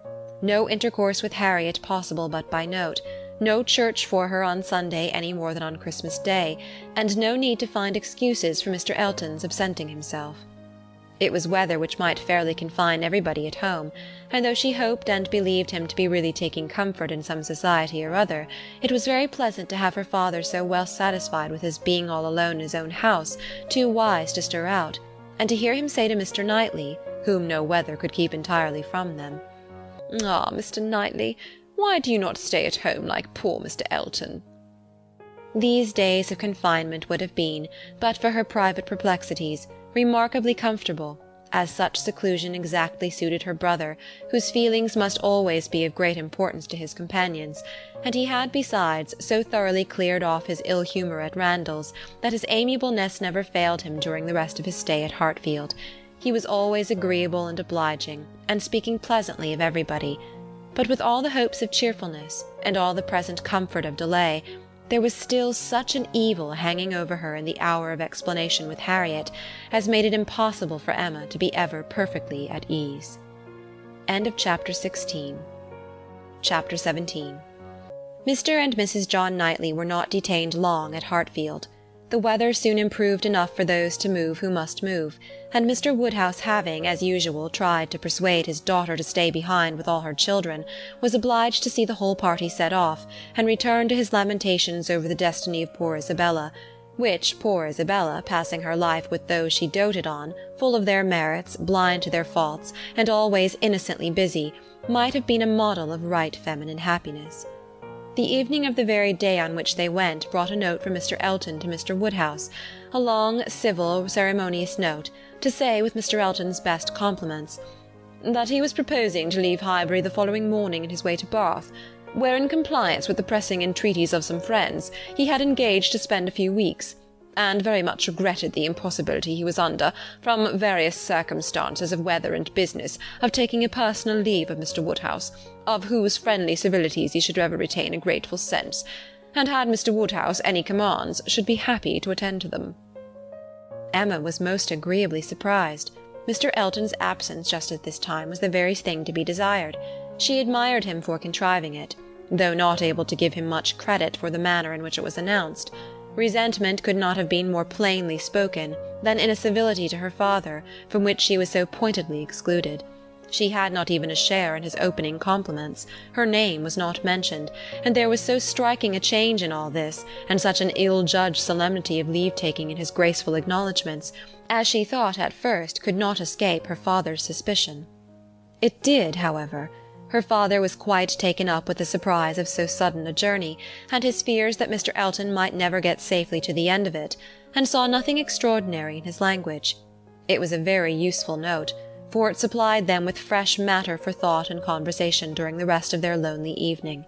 Mr. Woodhouse talked over his alarms, and Emma was in spirits to persuade them away with all her usual promptitude. She now resolved to keep Harriet no longer in the dark. She had reason to believe her nearly recovered from her cold, and it was desirable that she should have as much time as possible for getting the better of her other complaint before the gentleman's return. She went to Mrs. Goddard's accordingly the very next day, to undergo the necessary penance of communication. And a severe one it was. She had to destroy all the hopes which she had been so industriously feeding, to appear in the ungracious character of the one preferred, and acknowledge herself grossly mistaken and misjudging in all her ideas on one subject, all her observations, all her convictions, all her prophecies for the last 6 weeks.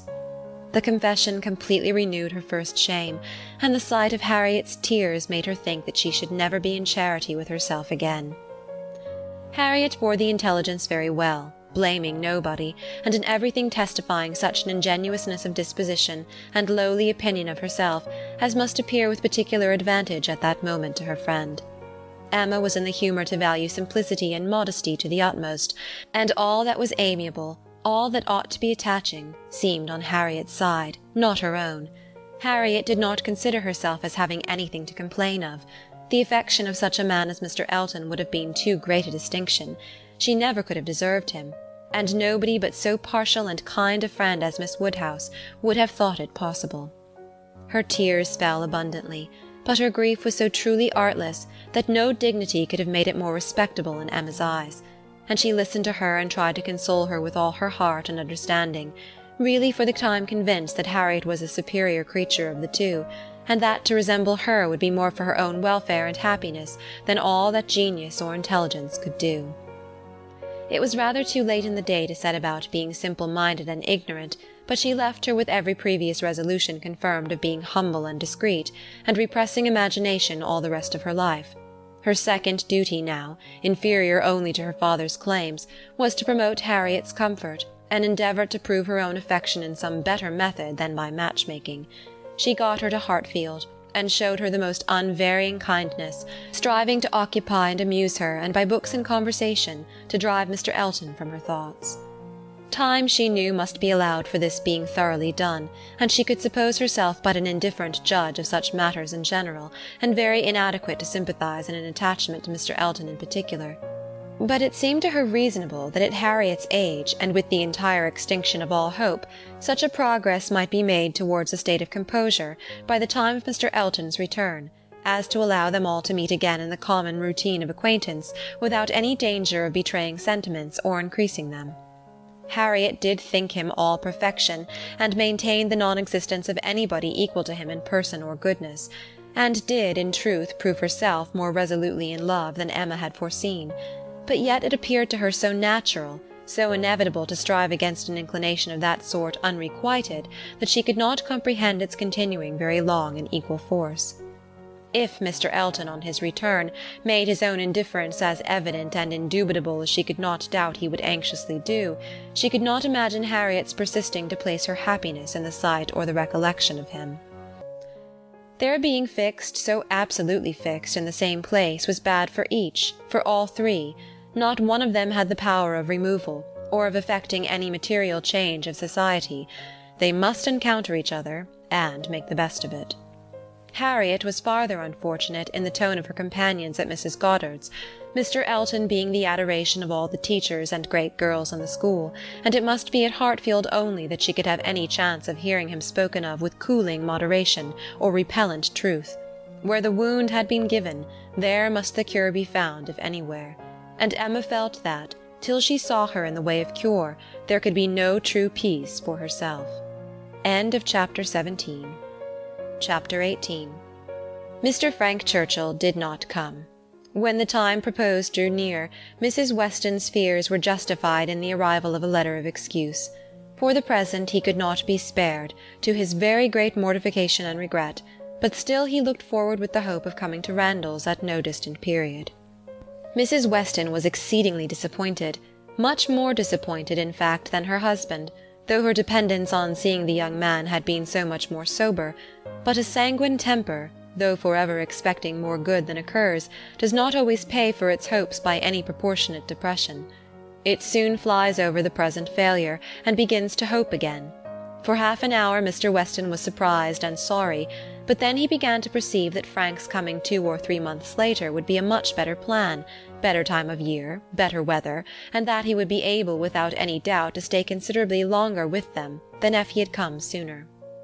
These feelings rapidly restored his comfort, while Mrs. Weston, of a more apprehensive disposition, foresaw nothing but a repetition of excuses and delays, and after all her concern for what her husband was to suffer, suffered a great deal more herself. Emma was not at this time in a state of spirits to care really about Mr. Frank Churchill's not coming, except as a disappointment at Randalls. The acquaintance at present had no charm for her. She wanted rather to be quiet and out of temptation. But still, as it was desirable that she should appear in general like her usual self, she took care to express as much interest in the circumstance, and enter as warmly into Mr. and Mrs. Weston's disappointment as might naturally belong to their friendship. She was the first to announce it to Mr. Knightley, and exclaimed quite as much as was necessary, or, being acting a part, perhaps rather more, at the conduct of the Churchills in keeping him away. She then proceeded to say a good deal more than she felt, of the advantage of such an addition to their confined society in Surrey, the pleasure of looking at somebody new, the gala day to Highbury entire, which the sight of him would have made, and ending with reflections on the Churchills again, found herself directly involved in a disagreement with Mr. Knightley, and to her great amusement perceived that she was taking the other side of the question from her real opinion, and making use of Mrs. Weston's arguments against herself. "The Churchills are very likely in fault," said Mr. Knightley coolly, "but I dare say he might come if he would." "I do not know why you should say so. He wishes exceedingly to come, but his aunt and uncle will not spare him." "I cannot believe that he has not the power of coming, if he made a point of it. It is too unlikely for me to believe it without proof." "How odd you are! What has Mr. Frank Churchill done to make you suppose him such an unnatural creature?" "I am not supposing him at all an unnatural creature, in suspecting that he may have learnt to be above his connections, and to care very little for anything but his own pleasure, from living with those who have always set him the example of it. It is a great deal more natural than one could wish, that a young man, brought up by those who are proud, luxurious, and selfish, should be proud, luxurious, and selfish too. If Frank Churchill had wanted to see his father, he would have contrived it between September and January. A man at his age—what is he? 3 or 24 cannot be without the means of doing as much as that. It is impossible." "That's easily said and felt by you, who have always been your own master. You are the worst judge in the world, Mr. Knightley, of the difficulties of dependence. You do not know what it is to have tempers to manage." "It is not to be conceived that a man of 3 or 24 should not have liberty of mind or limb to that amount. He cannot want money. He cannot want leisure. We know, on the contrary, that he has so much of both that he is glad to get rid of them at the idlest haunts in the kingdom. We hear of him for ever at some watering place or other. A little while ago he was at Weymouth. This proves that he can leave the Churchills." "Yes, sometimes he can." "And those times are whenever he thinks it worth his while, whenever there is any temptation of pleasure." "It is very unfair to judge of anybody's conduct without an intimate knowledge of their situation. Nobody who has not been in the interior of a family can say what the difficulties of any individual of that family may be. We ought to be acquainted with Enscombe and with Mrs. Churchill's temper before we pretend to decide upon what her nephew can do. He may at times be able to do a great deal more than he can at others." "There is one thing, Emma, which a man can always do if he chooses, and that is his duty, not by manoeuvring and finessing, but by vigour and resolution. It is Frank Churchill's duty to pay this attention to his father. He knows it to be so by his promises and messages, but if he wished to do it, it might be done. A man who felt rightly would say at once, simply and resolutely to Mrs. Churchill, 'Every sacrifice of mere pleasure you will always find me ready to make to your convenience, but I must go and see my father immediately. I know he would be hurt by my failing in such a mark of respect to him on the present occasion. I shall therefore set off to-morrow.' If he would say so to her at once, in the tone of decision becoming a man, there would be no opposition made to his going." "No," said Emma, laughing, "but perhaps there might be some made to his coming back again. Such language for a young man entirely dependent to use! Nobody but you, Mr. Knightley, would imagine it possible. But you have not an idea of what is requisite in situations directly opposite to your own. Mr. Frank Churchill to be making such a speech as that to the uncle and aunt who have brought him up and are to provide for him, standing up in the middle of the room, I suppose, and speaking as loud as he could. How can you imagine such conduct practicable?" "Depend upon it, Emma, a sensible man would find no difficulty in it. He would feel himself in the right, and the declaration, made, of course, as a man of sense would make it in a proper manner, would do him more good, raise him higher, fix his interest stronger with the people he depended on, than all that a line of shifts and expedients can ever do. Respect would be added to affection. They would feel that they could trust him, that the nephew who had done rightly by his father would do rightly by them.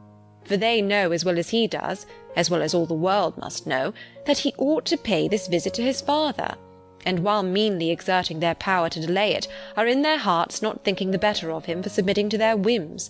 Respect for right conduct is felt by everybody. If he would act in this sort of manner, on principle, consistently, regularly, their little minds would bend to his." "I rather doubt that. You are very fond of bending little minds, but where little minds belong to rich people in authority, I think they have a knack of swelling out till they are quite as unmanageable as great ones. I can imagine that if you, as you are, Mr. Knightley, were to be transported and placed all at once in Mr. Frank Churchill's situation, you would be able to say and do just what you have been recommending for him, and it might have a very good effect. The Churchills might not have a word to say in return, but then you would have no habits of early obedience and long observance to break through. To him who has, it might not be so easy to burst forth at once into perfect independence, and set all their claims on his gratitude and regard at naught. He may have as strong a sense of what would be right as you can have, without being so equal under particular circumstances to act up to it." "Then it would not be so strong a sense. If it failed to produce equal exertion, it could not be an equal conviction." "Oh, the difference of situation and habit! I wish you would try to understand what an amiable young man may be likely to feel in directly opposing those whom as child and boy he has been looking up to all his life." "Our amiable young man is a very weak young man, if this be the first occasion of his carrying through a resolution to do right against the will of others. It ought to have been a habit with him by this time of following his duty, instead of consulting expediency. I can allow for the fears of the child, but not of the man. As he became rational, he ought to have roused himself and shaken off all that was unworthy in their authority. He ought to have opposed the first attempt on their side to make him slight his father. Had he begun as he ought, there would have been no difficulty now." "We shall never agree about him," cried Emma, "but that is nothing extraordinary. I have not the least idea of his being a weak young man. I feel sure that he is not. Mr. Weston would not be blind to folly, though in his own son, but he is very likely to have a more yielding, complying, mild disposition than would suit your notions of a man's perfection. I dare say he has, and though it may cut him off from some advantages, it will secure him many others." "Yes, all the advantages of sitting still when he ought to move, and of leading a life of mere idle pleasure, and fancying himself extremely expert in finding excuses for it. He can sit down and write a fine, flourishing letter, full of professions and falsehoods, and persuade himself that he has hit upon the very best method in the world of preserving peace at home, and preventing his father's having any right to complain. His letters disgust me." "Your feelings are singular. They seem to satisfy everybody else." "I suspect they do not satisfy Mrs. Weston. They hardly can satisfy a woman of her good sense and quick feelings, standing in a mother's place but without a mother's affection to blind her. It is on her account that attention to Randalls is doubly due, and she must doubly feel the omission. Had she been a person of consequence herself, he would have come, I dare say, and it would not have signified whether he did or no. Can you think your friend behindhand in these sort of considerations? Do you suppose she does not often say all this to herself? No, Emma, your amiable young man can be amiable only in French, not in English. He may be very aimable, have very good manners, and be very agreeable, but he can have no English delicacy toward the feelings of other people, nothing really amiable about him." "You seem determined to think ill of him." "Me? Not at all," replied Mr. Knightley, rather displeased. "I do not want to think ill of him. I should be as ready to acknowledge his merits as any other man, but I hear of none, except what are merely personal, that he is well grown and good-looking, with smooth, plausible manners." "Well, if he have nothing else to recommend him, he will be a treasure at Highbury. We do not often look upon fine young men, well-bred and agreeable. We must not be nice and ask for all the virtues into the bargain. Cannot you imagine, Mr. Knightley, what a sensation his coming will produce? There will be but one subject throughout the parishes of Donwell and Highbury, and one interest, one object of curiosity. It will be all Mr. Frank Churchill. We shall think and speak of nobody else." "You will excuse my being so much overpowered. If I find him conversable, I shall be glad of his acquaintance. But if he is only a chattering coxcomb, he will not occupy much of my time or thoughts." "My idea of him is, that he can adapt his conversation to the taste of everybody, and has the power as well as the wish of being universally agreeable. To you he will talk of farming, to me of drawing or music, and so on to everybody, having that general information on all subjects which will enable him to follow the lead, or take the lead, just as propriety may require, and to speak extremely well on each. That is my idea of him." "And mine," said Mr. Knightley warmly, "is that if he turn out anything like it, he will be the most insufferable fellow breathing. What! At 23 to be the king of his company, the great man, the practised politician, who is to read everybody's character, and make everybody's talents conduce to the display of his own superiority, to be dispensing his flatteries around that he may make all appear like fools compared with himself. My dear Emma, your own good sense could not endure such a puppy when it came to the point." "I will say no more about him," said Emma. "You turn everything to evil. We are both prejudiced, you against, I for him, and we have no chance of agreeing till he is really here." "Prejudiced? I am not prejudiced." "But I am very much, and without being at all ashamed of it. My love for Mr. and Mrs. Weston gives me a decided prejudice in his favour." "He is a person whom I never think of from one month's end to another," said Mr. Knightley, with a degree of vexation, which made Emma immediately talk of something else, though she could not comprehend why he should be angry. To take a dislike to a young man, only because he appeared to be of a different disposition from himself, was unworthy the real liberality of mind which she was always used to acknowledge in him.